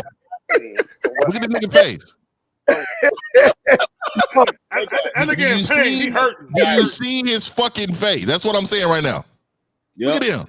Look at him. He can't hide it. He can't hide it. Like you can see it in the brief little moments right between when he's smiling. You can see it. It's like he's thinking, I hope nobody sees that I'm hurt in a motherfucker. That's what it is. He literally fighting back tears because he wanted to cry.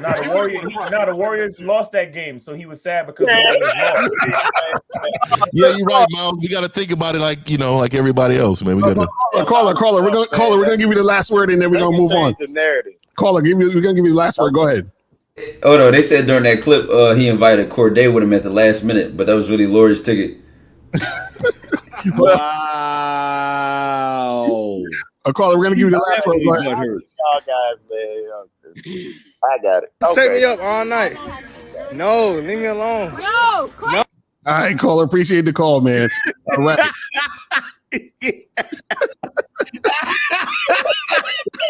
Wow. Oh my God, yo, he's deep in his feelings, bro. That motherfucker is sad as fuck. He's acting. He gotta be acting. That gotta be acting. I'm sorry. He's staring at the computer screen. Somebody sent him an email and he opened it up and seen that. That's what he's doing. Look. He's out here living her best life, bro. And that's me throwing her in the pool and shit. When he pick her up, that's me picking her up and shit. Real deal. Oh shit. All right, so we're gonna go 832-215 and then 313-868. So let's go to the phone lines going crazy. Let's go to 832. What's Look, this is one thing we gotta mention. We gotta notice with these guys. Look at what qualifies a man to them: status, power, handsomeness. How handsome he is. How many women like him on the surface level things. But then when they see their men fail or get ran through by women or manipulated and all that, they don't have an answer for it. So how would they justify this? Should he have been taller? Should he have had more money? Should he have been more famous? What else do y'all want? But this is what's funny, Taekwondo. What's hilarious to me is that they will say that a guy that is rich and has status and all of this, which in their mind is what gets them the booty. Right. They'll say that's a man. But on the flip side, if the man is able to get the booty without all of that, they'll say, "Why are you're trying to say that men are judged by how much booty they get? That's not right." Convenient. Listen, it's convenient excuses. They just keep moving, and that shit is sad, man. Right. So caller 832. You on the line? What's going on? 832. Going once. Hello, 832. Oh yes. I have a question. This will go down for Carrie. Go ahead. Okay. Carrie, how do you treat your wife? That's what I want. Since everybody wants to talk about how people treat their wives, how do y'all treat your wives? He chooses to. Is this for K Zagging? Hey, sound like is she calling in chin checking? I don't like the tone. I don't know who she is. Look, baby. What's your name? What's your name, baby? What's your name? My name is Tamika. Your name is Tamika. I don't like the tone in the ending of the sentence. I don't like how the sentence is ended.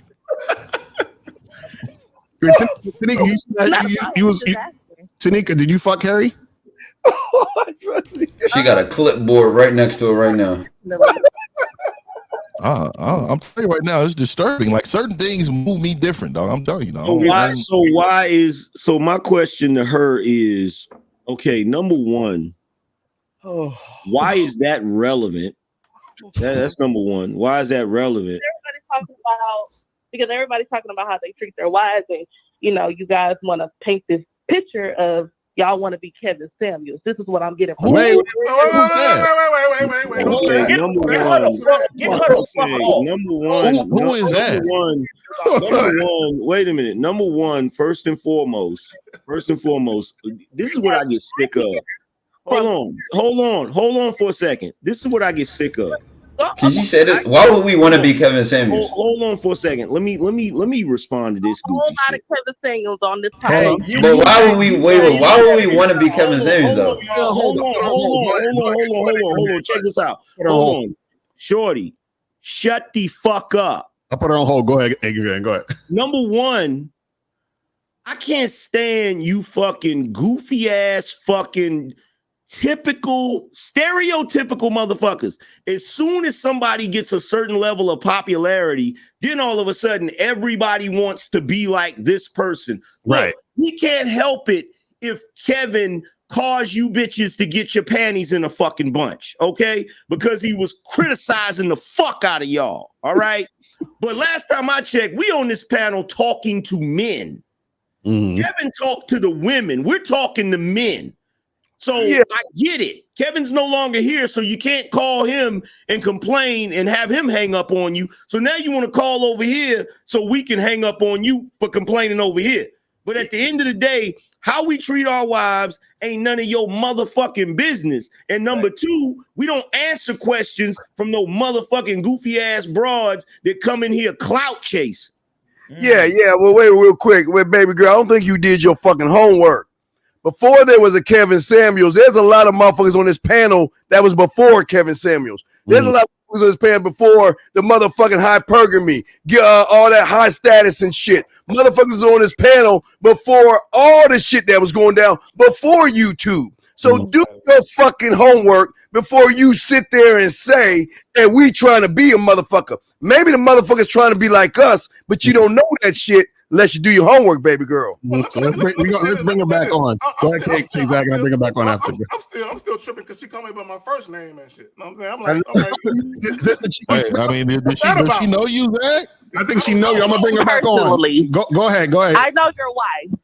I know your wife pretty fucking well. Hey, we gonna cut this off. We cut this off. Yeah, we're not doing none of that. I had to cut her off. I don't even know what Tamika. Hey, text Zag that number though. That shit needs to be violently checked. I already cut her off. You know what I mean? Nigga, like, hey, fuck that. Nigga, hold on. I wish somebody would. Nigga, call in for the silverback. I'm catching bit. I'm talking about mama. I'm talking about handicapped. If your daddy's on the deathbed, nigga, I'm talking about everybody, nigga. It's on. I know your wife. I'm laughing at this shit. This shit is hilarious to me. I know your wife pretty well. Hey, Zach, I'm telling you right now. There's a rat in the hen house, nigga. You need to go and check on some shit. Everybody line up. After you get off this call, everybody line up on the wall right now. We need to have everybody. No, what's hilarious to me is when motherfuckers come talking about you trying to be like somebody that you shit they heard from me. Exactly right. Like, what the fuck are you talking about? That's the point. I know your wife. Listen, this makes me even more adamant to the motherfucker that called in talking about red pill talking points. How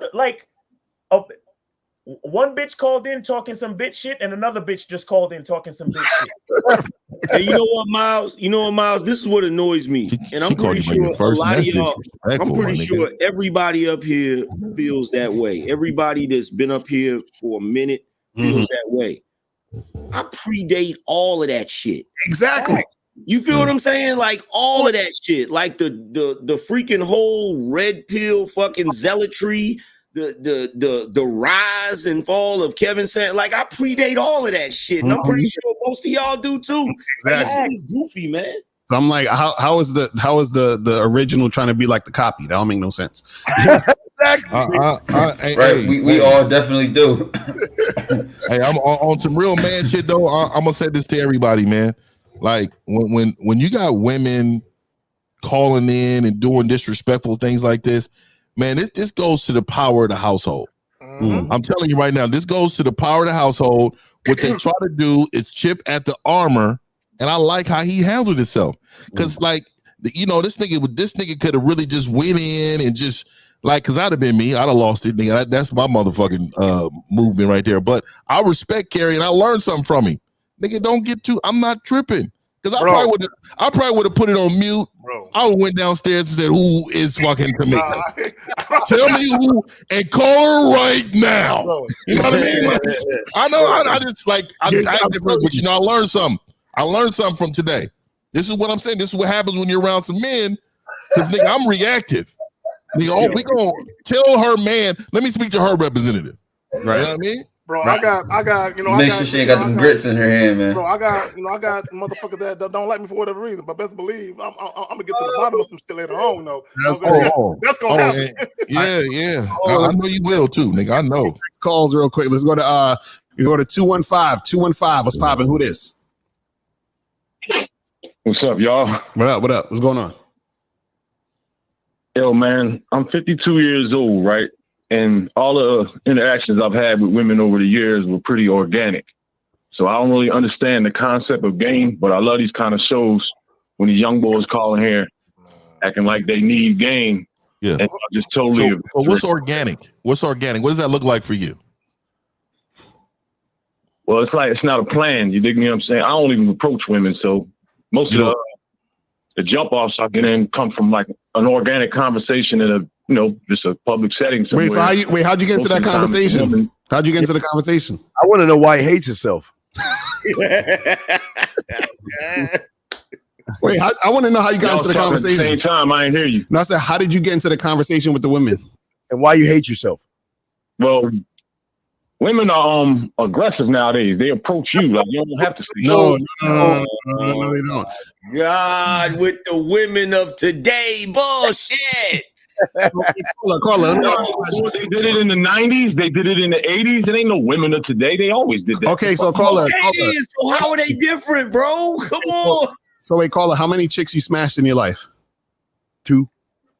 How would I know that? I'm an old man, dog. No, a round number. Just give us a round number. How much? How much do you think? I have no clue, dog. I've been single my whole life. Okay, so what, like 50? I'm not one of them niggas that count that shit. Okay, so 50, 75, 100? Anybody who can count the amount of chicks they had don't get no bitches. Okay, so that means you say... I don't know. No. Me and my niggas battle, nigga. Hey, bro, you was supposed to be putting the notches in the headboard. So caller, by your logic, that means that you fucked a lot of girls. That's what we're gonna go with, okay? Right. So now, if you fucked a lot of girls, I ain't claiming that I fucked no more than anybody else, dog. I'm just living life like everybody else. It's cool. We just trying to get to the logic of this. So what you're saying is 99% of the women you fucked, they came and approached you and just started having a conversation with you. Is that what you're saying? Organically. Probably about more than half the time, yeah. And then the other half, what'd you do? You approached them, right? Well, when I was younger, I used to. When I used to ride around in fancy cars. So then don't lie and say you don't approach women. So why are you lying saying you don't approach women? He told on himself, just right there. You hear that? Did you hear that? No. He said, when I was younger, I used to ride around in fancy cars. That's when I talked to him. I haven't like in the past 20 years, but when I was younger, I used to. But how the fuck can you bitch and lie and say women are a certain thing and you ain't even talking to bitches? How the fuck can you even say that? Say that again. How the fuck you say they're aggressive and all this other shit? Like are you scared of women? What the fuck is wrong with you? How could you say she's aggressive? There's no aggressive. Nigga, get at me, nigga. Fuck you talking about? Oh my God, here we go. The internet gangsters right here. No aggressive women. Nah, this is a Philly nigga right here, man. We don't do that. So wait, McCauley, you just said nigga's crazy. McCauley, hold on. Let me ask you something. Hold on, let me ask you. Yes, something, go right? ahead. Y'all supposed to be up here giving niggas game, right? So a baddie is walking down the street. We got a scenario. Run your game. Demonstrate. Let me hear this shit. Fucking clown. Bro, I didn't know this is your show. But anyway, so this is what I'm saying. You called in. You got no game. You called in. We'll demonstrate that shit. No, you called in and listen. You called in and said, "Oh, it's funny that you guys are teaching these young guys game. I don't really need all that yada yada yada." Then you just said that you don't approach women. Then you said you did approach women. So if you're approaching women and fancy cars, right, exactly. So if you're approaching women and talking to women, aren't you using game? Wait, no, Denny said women are aggressive in the 90s, in the 80s, in the 1400s like a bitch. Damn. Bro, you approach a woman at all that aggression? Don't cry. You weak as a motherfucker if you gotta have game to bag a bitch, dog. Yo, hold on, bro. You know what I'm saying? Bro, wait a minute. Let me talk to him. Let me talk to him real quick, bro. They don't know what game is. Hey, yo, bro. It is Hold on, y'all. Wait. Let me talk to him. Angry man, go ahead. Let me talk to him.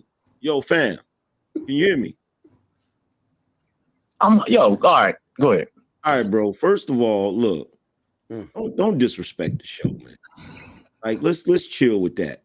I don't disrespect nobody, bro. I'm not gonna do that. But you talking about game, and you're saying, yo, you don't have to have game to talk to a broad, but I don't think you know what the definition of game is. Right. It's not a pickup, like everything that you are. Like, how would you describe yourself, bro? Listen to me. You talking about the definition of game. You don't hold the game is what the fuck I say it is. It's non-existent. Wait,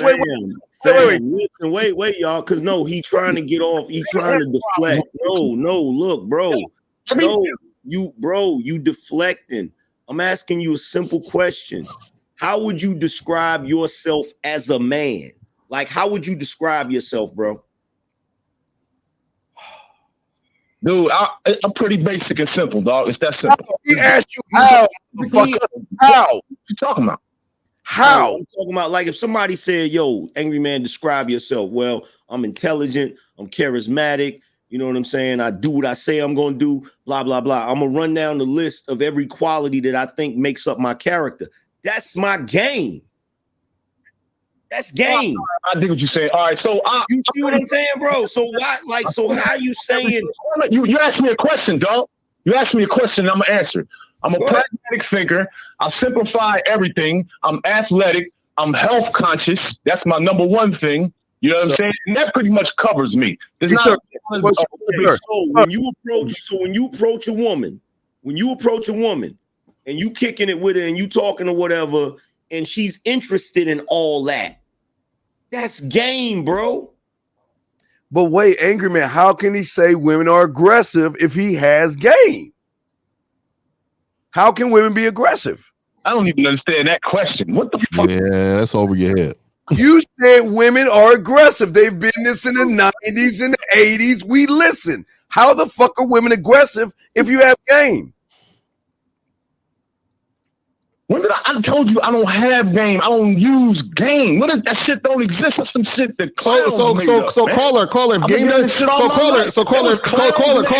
got you. So caller, if game don't exist, why would you call into the show? Because Angry Man said, why would you disrespect the show? That's like me calling into Grant Cardone's show and say, bro, that business shit, that shit is stupid. Why are you trying to teach people about business? That don't exist. You just gotta be from a rich family. Like, why would you call into the show? Yeah, let me say this real quick. Well, honestly, hold on, caller, real quick. Give me a moment, caller. Give me a moment. Caller,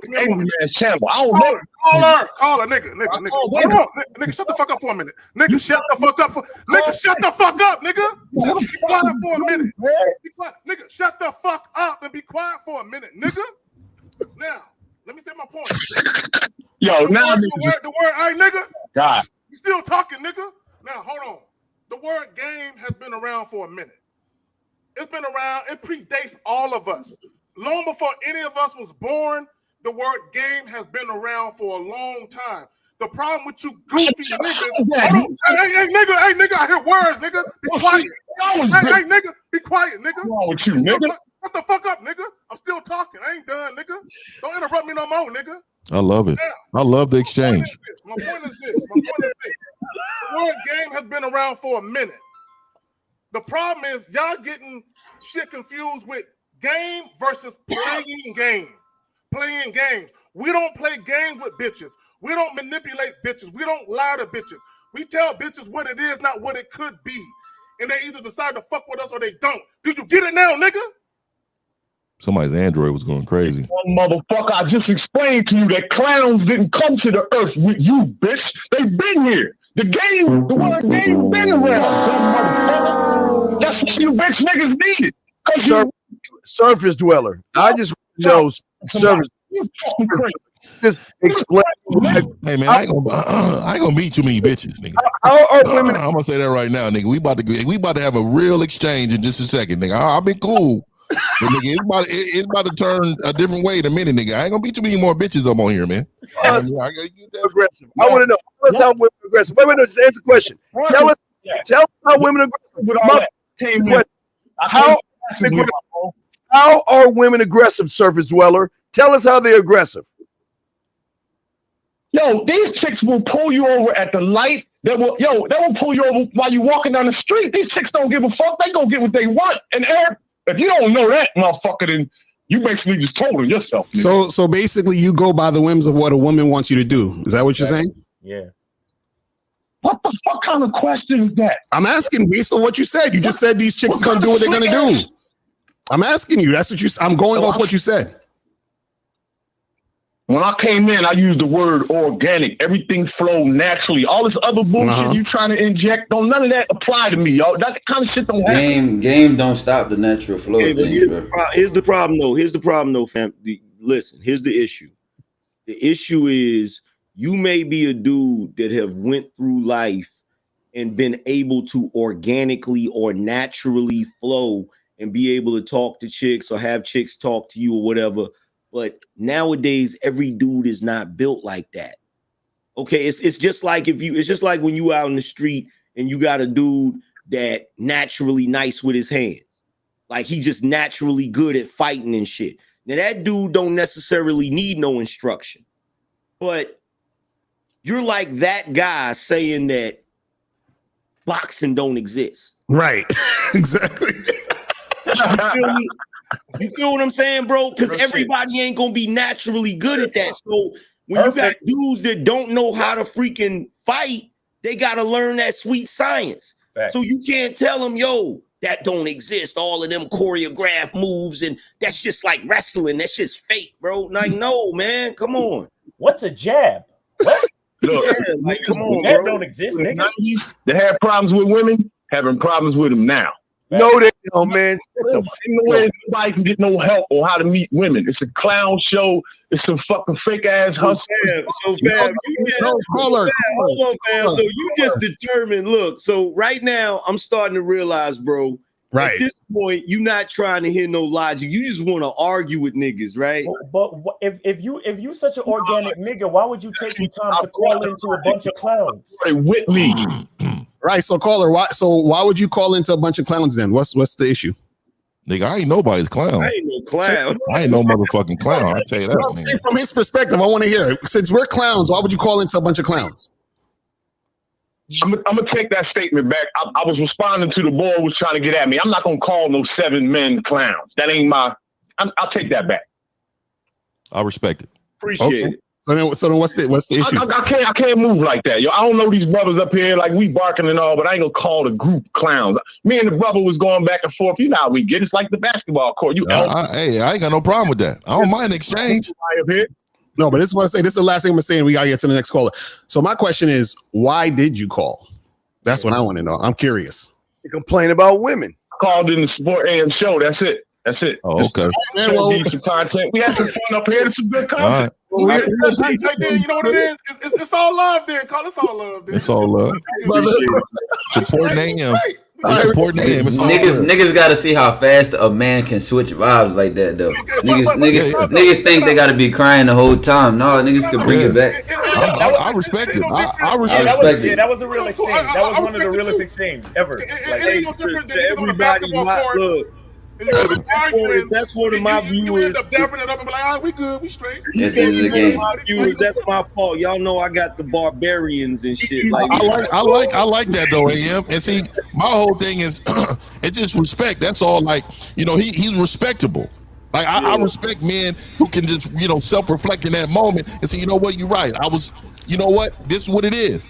And then stay his point like a man. I'm cool with that. Listen, I'm telling y'all, that was a Philly nigga. As a Philly nigga, we niggas say game, niggas call game, but that shit is normal for us. That's what he was saying. He was saying like nobody ever taught us game. You just went outside, and if you was with your homies, go talk to her. You just did, or you wanted to bag a bitch. I'm gonna be honest, like Philly, in Philly, I would imagine the same thing for New York or Baltimore or something like. But like we don't even fantasize game. That shit is just normal to us. Like you're supposed to be able to talk to women. You're supposed to be able to talk to women. But to your point, Ty, niggas was giving you game. They just didn't call it that. Right. Yeah. Right. And you could have still been a limp. You could have still been a simp or a sucker. So Just because you can't talk to women don't make you not a sucker. That shit was fun, homie. You know what I'm saying? No, well, here's the thing. I still got a fucking problem. Y'all be cool with that. I got a fucking problem. I'm gonna tell you why.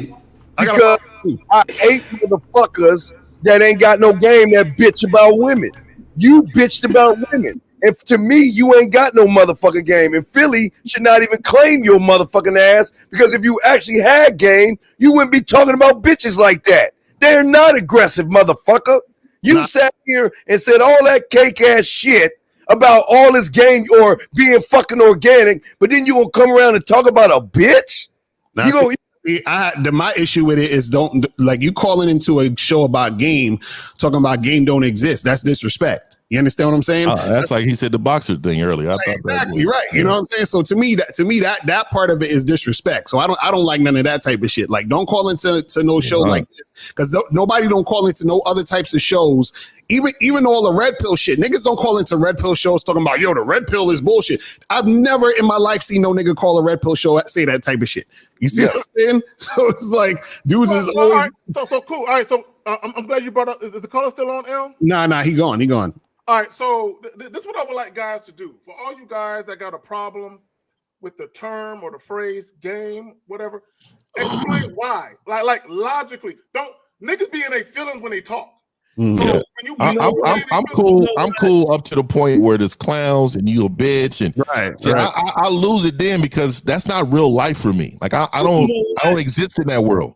You know what? I gotta say, Lucario, you 100% correct, and I never really thought about that. You will not hear women call into a show that's about feminism and say feminism is bullshit. Like, you don't. You're right. You're right. You don't hear that. Like, why? Like, bro, I don't get that. It's only game though. That's because everybody doesn't possess it, and a lot of them don't know what it is. Right, exactly. And so they feel they feel away. Like, this is ghost. You guys are trying to sell us something. No, my nigga. You know what it is? This is what I think it is. Guys hate the fact that we're so confident in what we do and what we say. Not only that, and I'm gonna say that I'm gonna go out on a limb and I'm gonna say this shit. There are dudes who literally hate niggas like us. That and we talk shit, and every day we get paid for talking about the shit that we talk. So they're like, "Oh, these niggas fucking, these niggas spitting, and they getting paid, all at the same time for the shit that they talk." Oh, this can't be true. Fuck these niggas. So you got niggas dick watching, all of that shit at one time, bro. Yeah, you got one more thing. Utterly disgusting. Exactly, you got one more thing, dog. They also, goddamn, those women are giving them niggas gifts. Them women are buying them shit, giving them. Hashtag her debit card work too. They don't like that saying either. Right. So let's get some more of these callers. We're gonna go to 313-919 and then 559. So 313, what's going on? These niggas is hitting the bottom too. Fuck. What's going on? 313, what's good? Hey, salute to the panel. I had a question, but goddamn, these motherfuckers here, man. Hey, I just want to tell y'all, man, this is why I sucks with y'all. I sucks with y'all heavy now, man. I don't watch nobody other channels but this now, man. You know, that. Y'all. Yeah, we trying to save lives. We out here saving lives, man. We out here saving lives, man. And marriages. And, you know, you got other channels. They got these men out here cutting themselves and shit. They got men out here cutting themselves out here in these other channels, man. And they ask them for band-aids when they call in and shit. Y'all remind me of my daddy and my uncles when they was alive, man. Like this is masculinity, man. They don't this shit nowadays, man. Hey. Yeah, very vaginal. It's a vaginal world right now, man. Y'all got a whole lot of confused the virus, man. So y'all keep rocking and rolling, man. I appreciate you, man. I appreciate that. You call my brother. All right. Oh, my bad. I cut him off. I thought he was done. Let's go to 919. 919. What's popping? Who this? Yo, what up? What up? What's going on? Oh, shit, man. All right. So, I've been listening to y'all for a little while. Yeah, so my name Michael B. Jordan. Yeah, I talked to a shorty the other day. You know what I'm saying? She was saying that he got some feminine qualities and stuff like that. You feel me? So, just come from that conversation with her, you feel me? Because I ain't really paid too much attention to it. All I heard was, didn't Future used to fuck with her or something like that? What's your question, brother? You up here? What's your question? Right, so look, I was just running through, you know what I'm saying, me paying attention to the show, just speaking on different things, right? So it was that old buddy in a 4-year relationship, you feel me? Like, yeah, what old dude was saying about them breaking up halfway through, yeah, that shit is definitely true, you feel me? I didn't heard that, like, I heard that a while ago, you feel me? He definitely need to work and shit like that. You feel me? Let me add this, Cole. Let me add this. Okay, and I'm not necessarily addressing you directly. Now, so if it applies to you, then it applies to you. The problem with a lot of dudes be heartbroken over a chick wanting to break up with them. Like, why y'all, bro? Look, when the thrill is gone and you're no longer getting enjoyment out of dealing with the woman, it's okay for it to end. It's okay. This too shall pass. You will find another bitch to deal with. It's okay. But dudes are so emotional about a woman, right? And their feelings are so deeply embedded in dealing with that woman, they feel like they can't go on. And they're like, bro, it ain't that serious. It ain't like dudes literally, they want guarantees. Like if I give my heart, like, there's a dude who said, "How can I protect my heart against women?" And I'm like, I wish I'd have been there. Who said that? It was on a Facebook post. And I'm like, how can you protect your heart? It's like, oh my, like y'all niggas is bitches out here. Look, there used to be a time when women were more concerned with their feelings, right? Now you got men that are more concerned with, she might hurt me if I get too close. You know what I'm saying? This is how niggas is feeling out here. And it's like, it ain't fear factor. Let me stop. I really want to go in, but I'm a chill. So, caller, do you have any questions? Anything? What was bro just asking me a question when he was talking? No. I said, do you have a question? Yeah. I got a question. So, go ahead. I commented a couple things earlier, bro. I just wanted, you know what I'm saying, why y'all put me on. The question starts with who, what, when, why, where, how. Please ask your question. I just asked the question. What is it? Go ahead. Say it again. I was saying, why, based off of what I had said in the chat, whatever moderated and did it, then, you know what I'm saying, on the chat. Are you hold on, see. I mean, caller. Look, this nigga Steve about to go off. So just ask the question, brother. Just ask the question. He did. He asked about a motherfucker in the chat room. Okay, all right. Yo, is that your question, caller? He said somebody put his chat message on the screen. He want to know why they did it. What did you say? Are you feeling bullied? All right, so look, this is what I said, right? The first thing I said was, when old buddy in the 4-year relationship called up, you know what I'm saying? Y'all was, just say what you said. You ain't gotta just quote what you said. This shit was so far back in the chat. I'm telling you what I said. So you don't even know what you're talking about. The fuck did you say? Hang on. Next caller. Man, the fuck, man.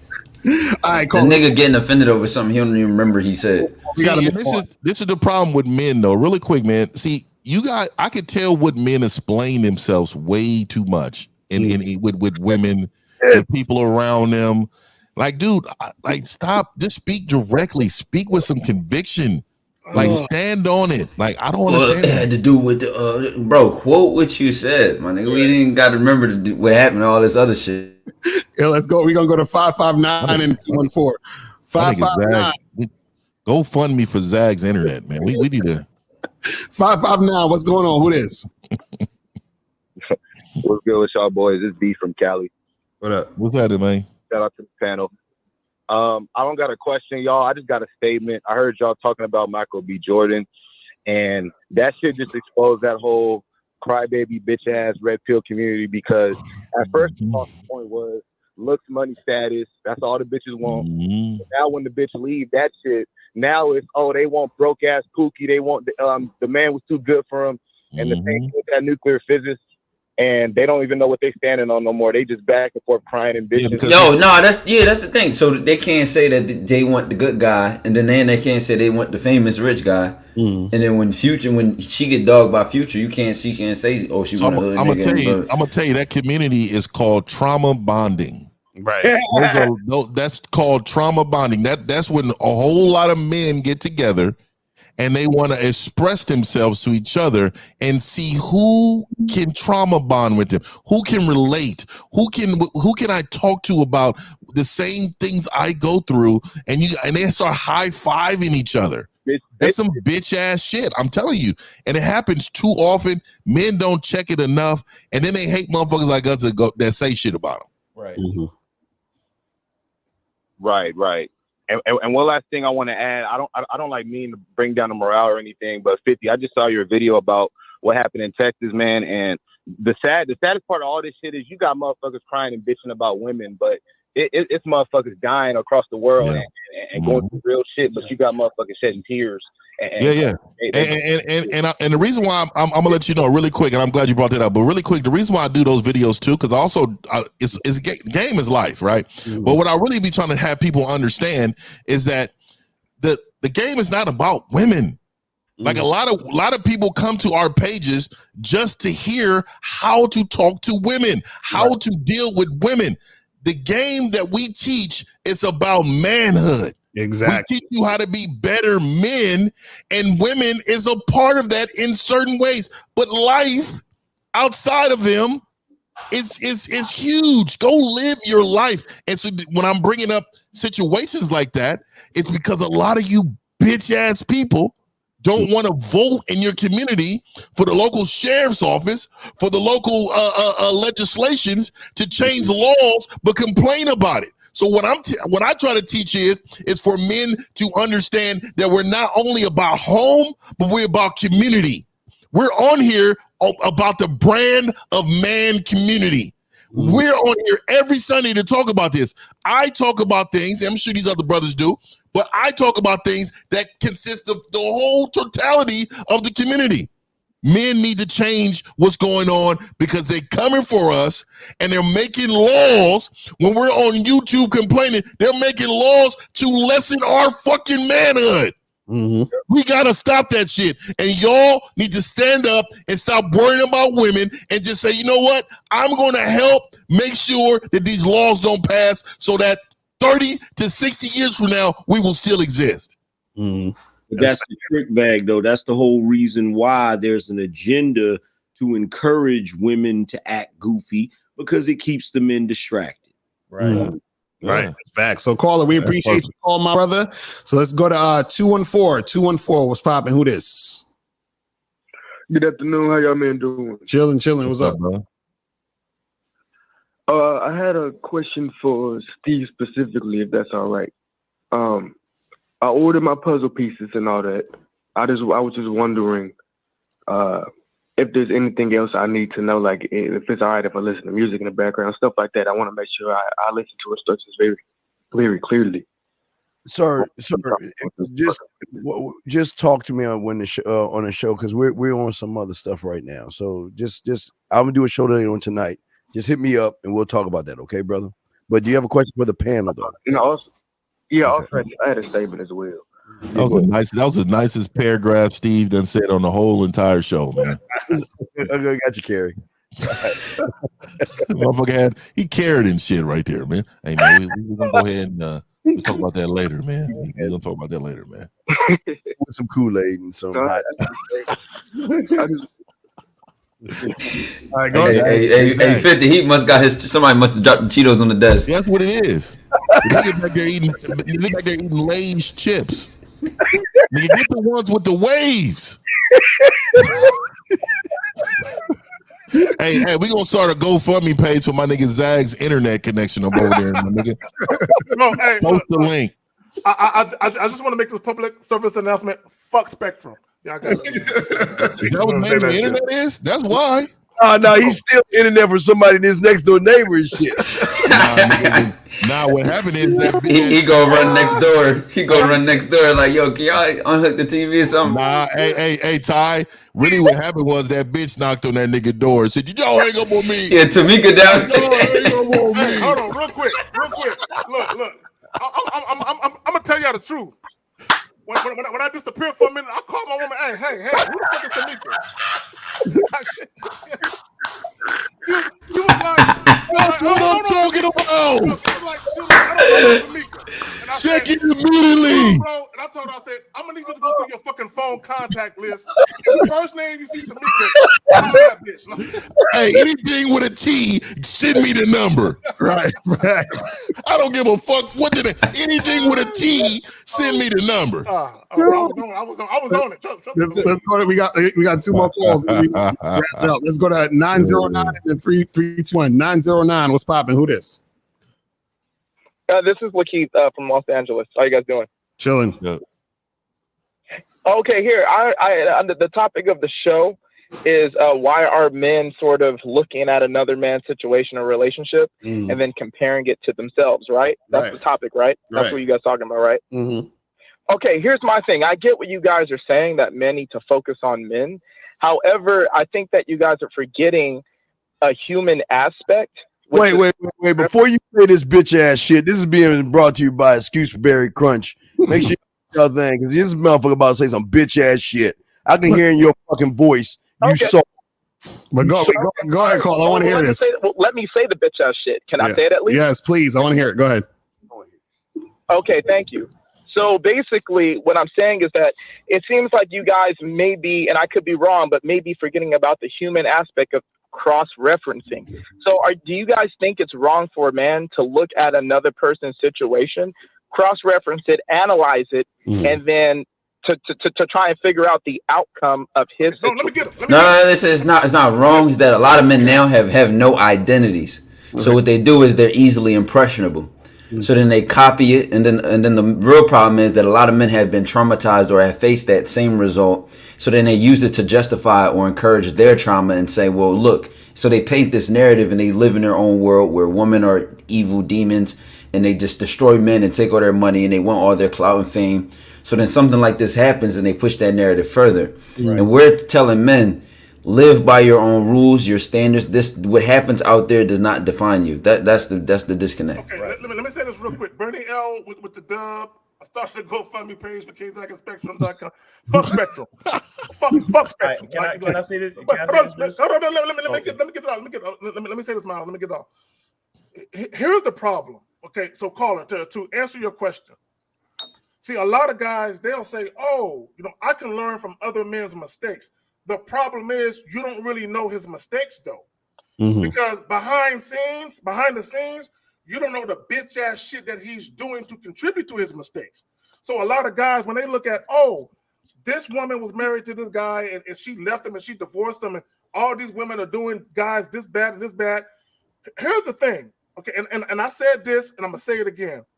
When women fuck you over, it's either because you chose the wrong bitch in the very beginning or because you did something during the course of the relationship to contribute to how the bitch is cheating you. You're still, like, I think someone said it earlier, you are still the common denominator. So call okay, I understand. So, hold on. Let me finish my point. Hold on, caller. Hold on. I don't want to crush you out. Let me finish my point. So either you have the ability and the power to influence the woman or you are influenced by the woman. It's one of the two, bro. There's no gray area with that. Right. And Miles, I know you want to say something. Okay, caller, hold on. Miles want to say something. We'll get back to you. Go ahead, Miles. Caller, I want to address something that you said. You said, doesn't it make sense for a man to cross-reference what's happening with another man to figure out his own situation? And what you don't understand, what a lot of cats don't understand, and which is why this is so serious, is that a lot of the guys will look at what's happening with these celebrities and they don't actually have a situation to cross-reference because they've never spoke to a bitch in their life. Because they take these statistics and they develop a hate for a species of human that they've never actually interacted with. Right. And so they enter the market. They enter the situation with these negative narratives about females and female nature and relationships and marriage and all of this shit when they're still virgins. They've never actually dealt with a female. That's what I'm trying to say. For me to cross-reference, I need to have something to reference from myself. You're right about that, but don't you think that's fair? Fair how? How's it? In a sense, what I mean by that, what the gentleman was just saying was absolutely correct. However, I think it's somewhat fair because in the inverse of that, you'll have all these women who will never even have a chance because they're below average looking or average. Nah, they all got chance. They got pussy. They got chance. A male celebrity, but they're comparing every man in society to that male celebrity.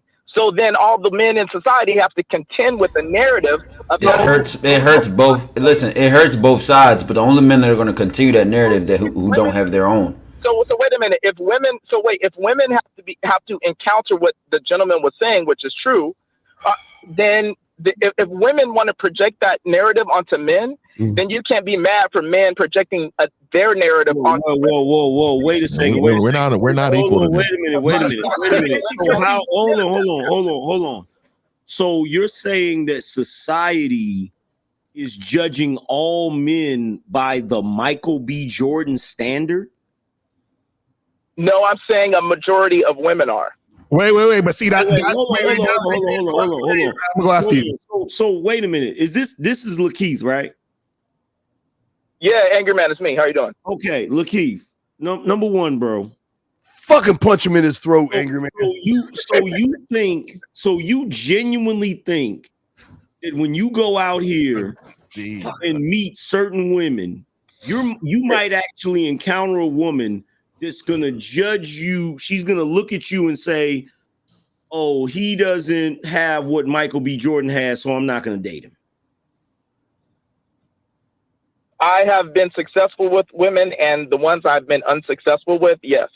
You don't have any women, bitch. Okay, number one, Lakeith, here's the problem. This is what y'all are doing. This is what y'all are constantly doing. And it really gets on my nerves, man. Y'all are constantly doing this, and it's really annoying. Bitch. Y'all are like Dexter in the laboratory. And the theorems that you're coming up with, the theories that you're coming up with in the laboratory do not have no real world application. And the reason why is because you keep trying to say, well, women are judging dudes by this standard or that standard. And see, the biggest problem is that you're listening to what women are saying they want, and you're taking that shit seriously. Right. And it does not fucking apply. Women have always said they want a guy that's a certain height. They want a guy that does this, that has this and has that. But at the end of the day, at the end of the day, they will have 5 kids by Dirty Dick Rodney. Like, stop it, bro. Wait. Can I ask him a question? Caller, real quick. I gotta ask you a question. You said you get girls, correct? Yeah. Okay. Are you on? Oh, wait. Are you on Michael B. Jordan's level as far as fame and money? Okay. So how'd you get those girls? Because of how I present myself and my ability. Okay, so then your argument is done. Then so your argument is done. So then what are we talking about then? If you got girls based off of you, then what are you arguing about? No, it's girls. That's the thing. Women. Why would a woman fuck with you? I want to hear what he's gonna say. I want to reply to what Angry Man was saying because Angry Man, Angry Man, what you said. There is like strong validity for what you said. Poindexter, hang up on us right now. Hang up the phone right now, Poindexter. Hang up on us. Hold on, Steve. I gotta hear what he's gonna say. Go ahead. Fuck.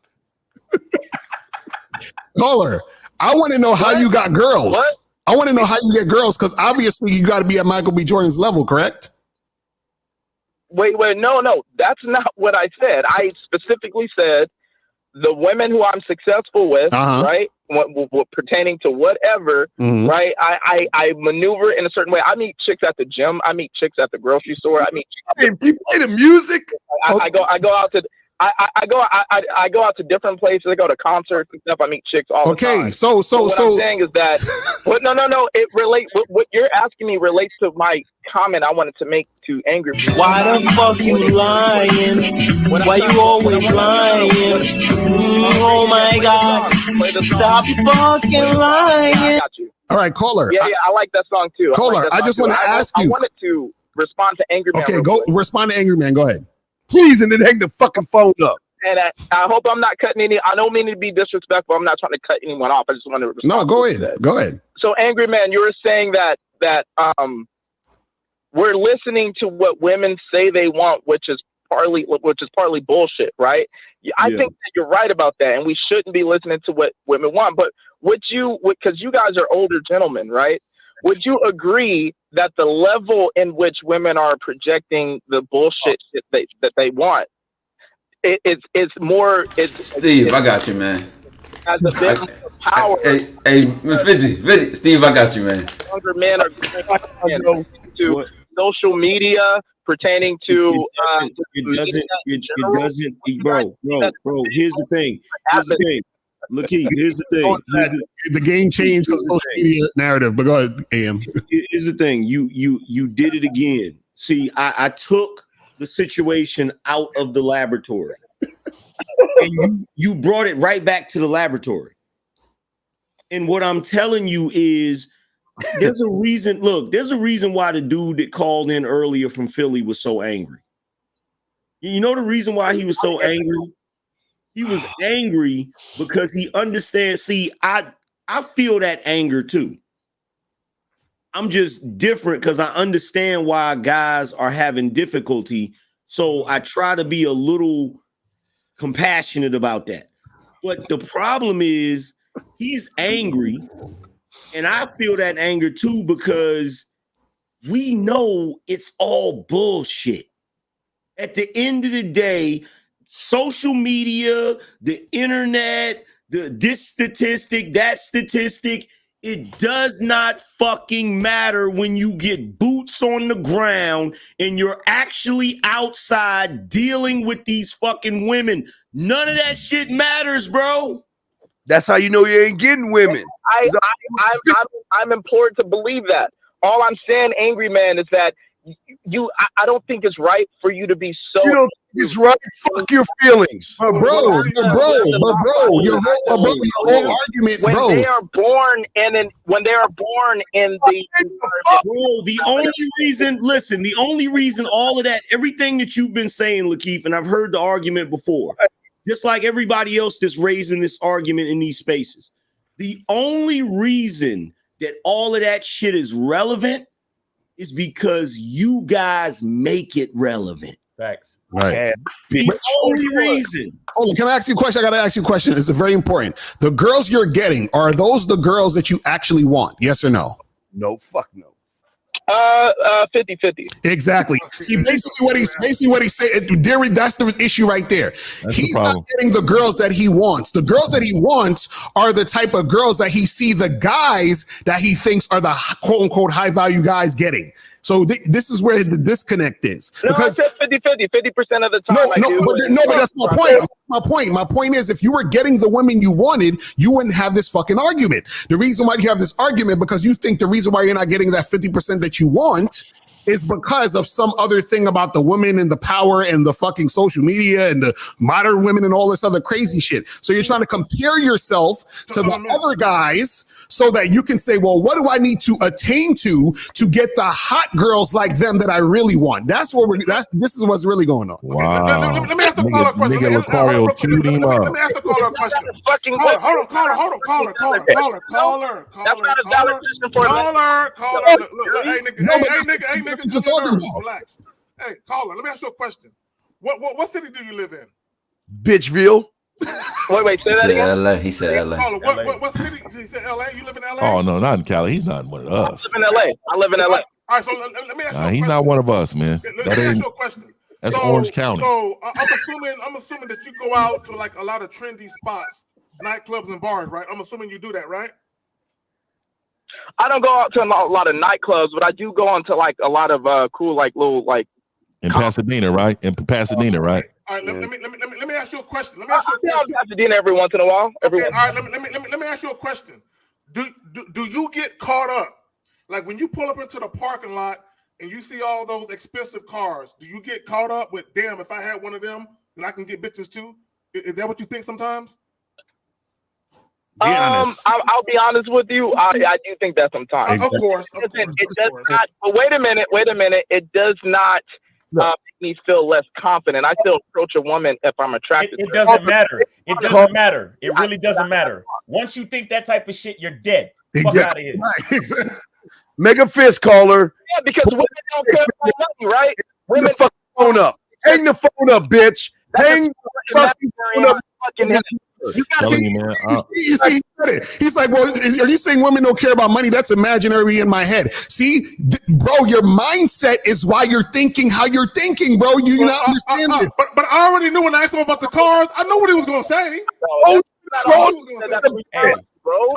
shout out to Steve because Steve saw it. Steve saw it from the beginning. Nature. That's what I feel See, like. he said it's a level of female nature that we don't understand. Okay, so Cole, let me ask you this. Oh, I know he didn't say that. Did he say that? But Carla, how about this? Carla? How about this? When a woman's pussy is dripping and she turns into that sexual demon she is when she horny as fuck, do you think a bankroll, spreading a bankroll, did that to her? Oh no, but leaving that guy and monkey branch into the next one who has the Hey, bro, you know what? I can't authorize this Californian. Hey, he moved here from Maine. He's from Maine. He moved here. Look, Keith, here's the problem, bro. Here's the problem what you just said. I literally never had a woman leave me for a guy because the guy had more money than me. Exactly. I don't know what that is. Literally never had that happen. In fact, it's usually the reverse. I was usually able to talk to chicks that had a guy that made a lot of money. Yeah, I love them. And I love them. I love to talk to Oh no, anger man, that can't exist. That can't exist. I'm glad you said that. Caller. I've dealt with women where the guy made twice as much money as me. And they said, fuck him, I want you. Yeah. So caller, it's not about the money. I believe you. It's about how much influence do you have over that woman, bro? In what I said. Wait, say that again, caller. No, I said I believe what the guy just said. I believe what he said is right, and I believe he's done that before. But that doesn't mean that what I'm saying is no. Caller, do you believe it for yourself? Bro, this is the point. This is the point. Do you believe it for yourself, though? Do you believe you can be that type of dude where you can pull up in a Toyota Corolla, has a caller got a Rolls Royce, and you can still pull that bitch from that nigga? Do you feel that for real, though? Fuck no. Well, to answer your question, I'm the kind of guy who will make that approach no matter what I'm driving up in. Carla, she could come with the nigga with the bag. She could be in the nigga with the bag section at the club, and she still choose you. That's what she's still on your dick. He's on that red pill shit. That's what he is. He told me. That's all. Hey, brother. Listen, caller. I don't know. Hey, it was caller. No, I have literally ended up dating a chick that was with a guy that made way more money than me, and I would go over to her crib and I would see some of his stuff there, and she'd be like, yeah, he's here sometimes, but he usually going on business. I said, yo, make him move his stuff out because I don't like seeing his stuff. So, caller, real quick, I just want to say this. Listen, I get a kick out of not being a bitch's type. Caller, we appreciate you calling, but our hypergamous nature is going to make us monkey branch to the next call. So, appreciate you. Lucario's in his masculine frame. So this is the last call. 321. 321. We got it. 321. What's popping? Who this? Yo, hello. What up? Hey, y'all hear me? Yes, sir. What's going on? Yeah, man, we can hear me. We can hear you, nigga. We hear you. Man, what's up? That do y'all think that the one thing men are missing is just like a masculine role model, or like what masculinity in general? Do you think that's like? Okay, all right, caller. Can you do me a favor? Yeah, y'all gotta let Steve release his views. Go ahead, Steve. You got it.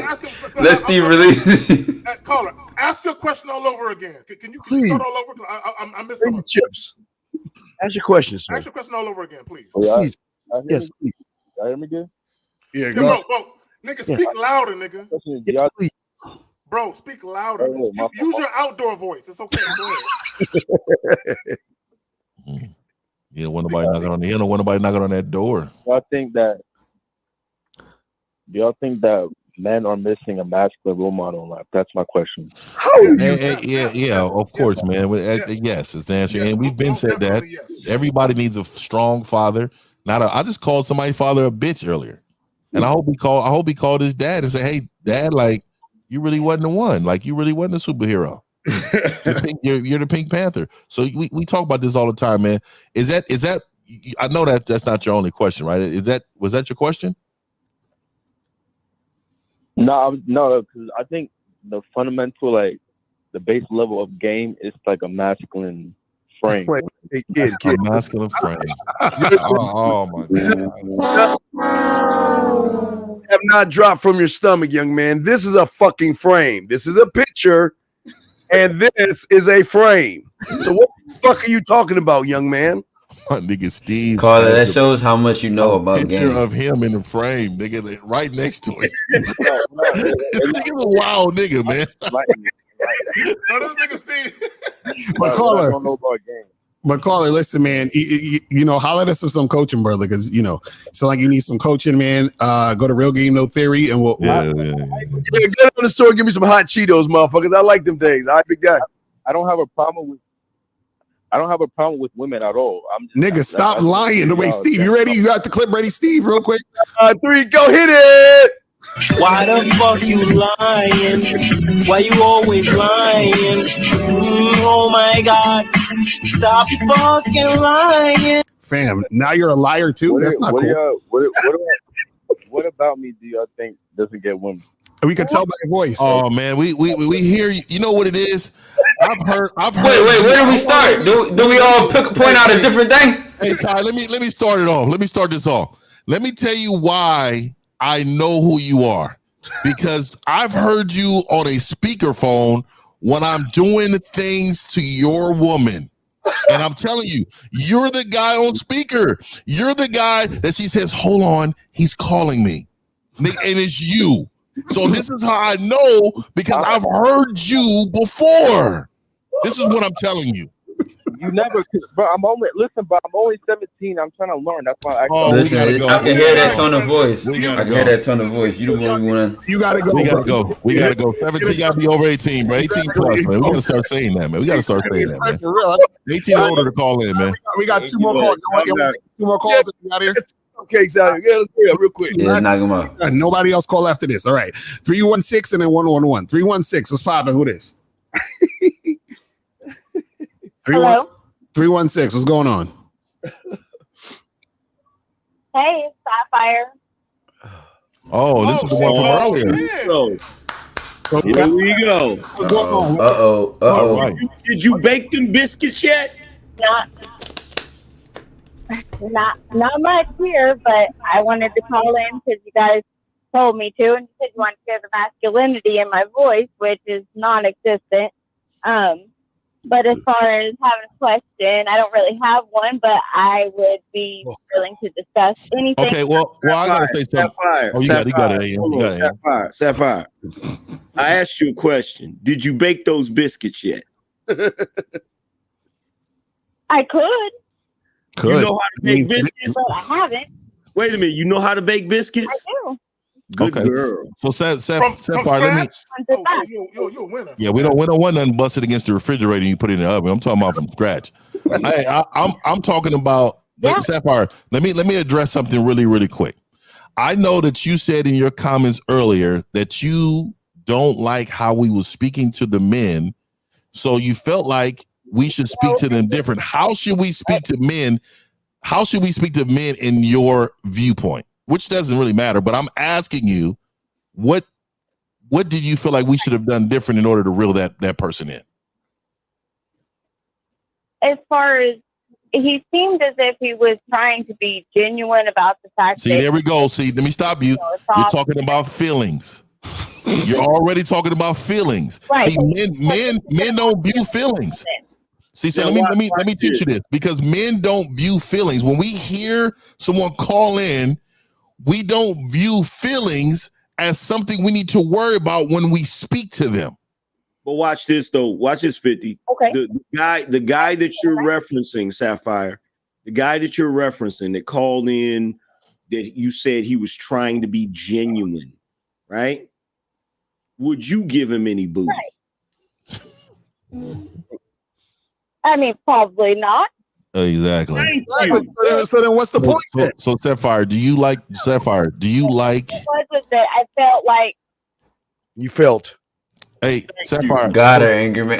Hey, Sapphire, do you have a nice neck? How's your neck? Sapphire? I can do with anything. You said what? I think it's just fine. I think it's beautiful. You think it's beautiful? I think everything about me is beautiful. Okay, good. So let me tell you about your neck and how it should be treated on a daily basis. Okay.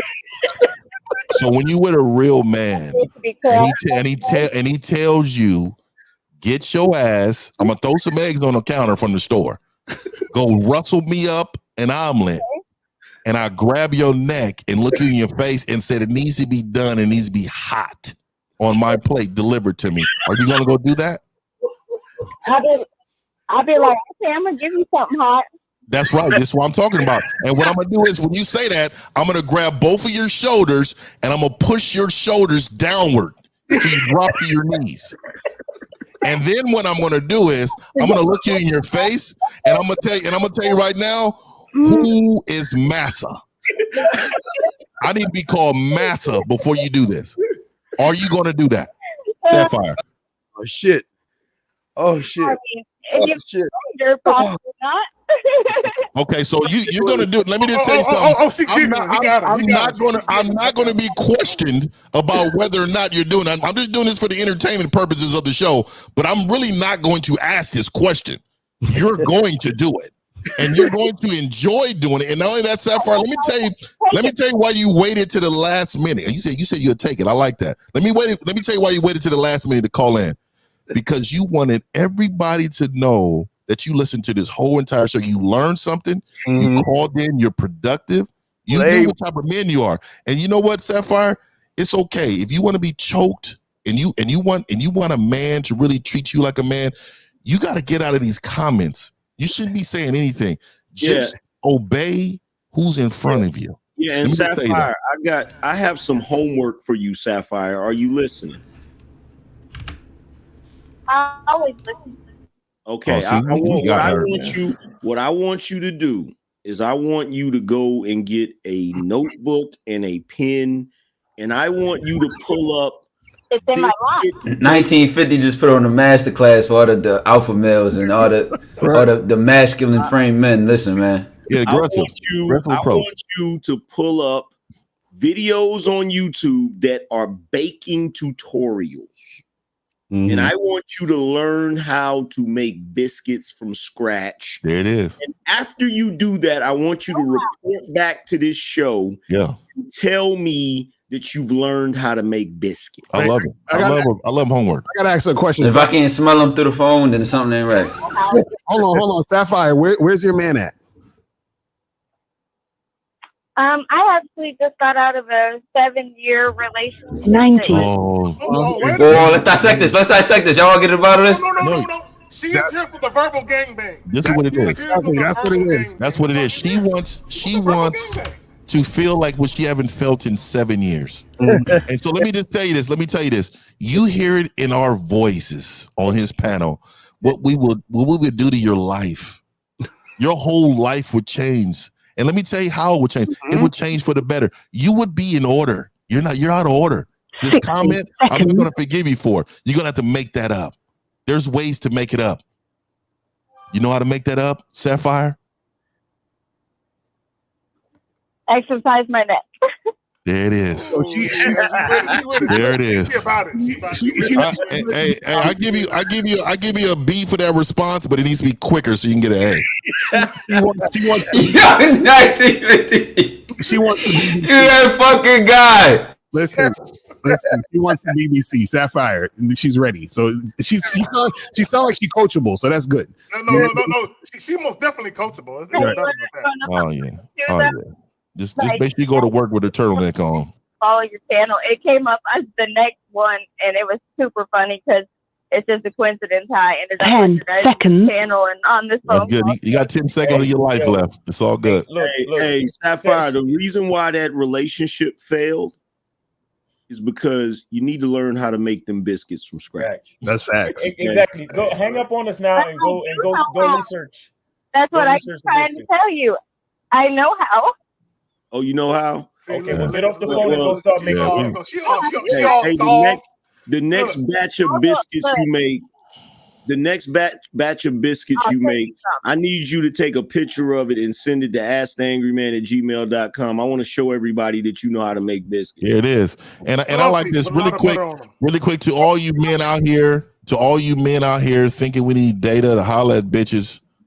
Man, y'all can go all the way to hell, man. This is what we talking about, man. No statistic could just teach you that. You can just watch a woman get slutted out on live and enjoy it. What I want to point out is she was combative in the chat, but when she called up, she was ultra. She yelled immediately. And bendable. You know what I'm Yeah, saying? Our panties kind of. Hey, Sapphire, pull your panties up because I know they sliding down your legs right now.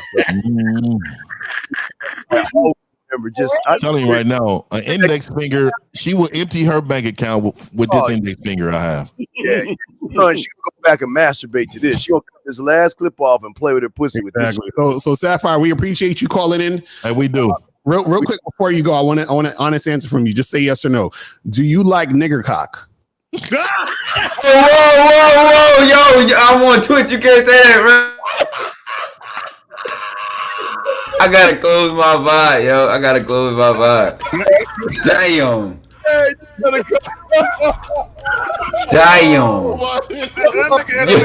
I gotta go delete that shit. No, hard is crazy, dog. I tell you, man, my nigga right there. My nigga, I'm telling you right now, this nigga Lucario is role playing all the shit. He is doing the shit. Yo, I gotta get a response though. Sapphire, yes or no? What? Yes No, you heard. No, we can't repeat that. Yeah, yes or no? Just say yes or no. Okay, we'll say yes and have a good day, guys. See, there we go. All right, there it is. Honesty. There it is. I love it. Yeah, I gotta do some editing. Who else does this shit live, my nigga? Listen. Niggas don't even know women get like that. Bro, but look, 50. When she called in and she giggled, I'm like, it's over. So we had her in. When you get a woman giggle, look, and I tell you, I always try to tell Mick, I'm an aggressive guy. I always like women with a little bite on them. Because I like to tame a motherfucker. You know what's funny? Anything that's too easy is like I don't even want it no more. You know what's funny? She called in and everybody was watching like, oh, she gonna call in and try to check them. And the only thing we talked about was her getting choked out and baking biscuits. And he's dripping and shit. Hey man, I love Sundays, man. I'm gonna let y'all know, man. That's the only thing I love. All right, we got one more call or two more. We'll do one more. Hold on, Miles, you muted. Listen, man, ain't gonna be too many more calls, man. Exactly. I gotta get the fuck up out of here. What's wrong with y'all? That nigga Miles said, I got an inflatable mattress next to me that I'm trying to lay on, nigga. Come on, nigga. 111. What's poppin'? Who this? Oh, he cut off. Okay, 509. Your last caller. What's up? 509. What's going on? Who's this? Yeah, how you doing? I don't really have a statement, but I do kind of have a statement, but I don't really have a question. I've been listening to Angry Man for about maybe like since 2016, and you know what I'm saying, I would have to give him props, because my life has been consistently improving. Credit, that's dope. Money that I have in the bank, my accomplishments. That's receipts, Angry Man. That's receipts. It's a very enlightening, dialogue that you guys have going on, but just wanted to end off with that. Appreciate you. We appreciate. That's a good ending call. Yeah, that's a good ending call, man. All right, so that's it. We done. We finished. Hey, respect, man. Hey, but we serious about them biscuits. They need to sit in the Angry Man. I want that on the thumbnail, Angry Man. I want to see that shit. I want to see them biscuits. Mario dropped the house on that. All right, man. Hey, much respect, man. I'll see y'all next week, though, man. Tamika, shout out to you too. Hey, Tommy, get you on that. Man, do y'all thing.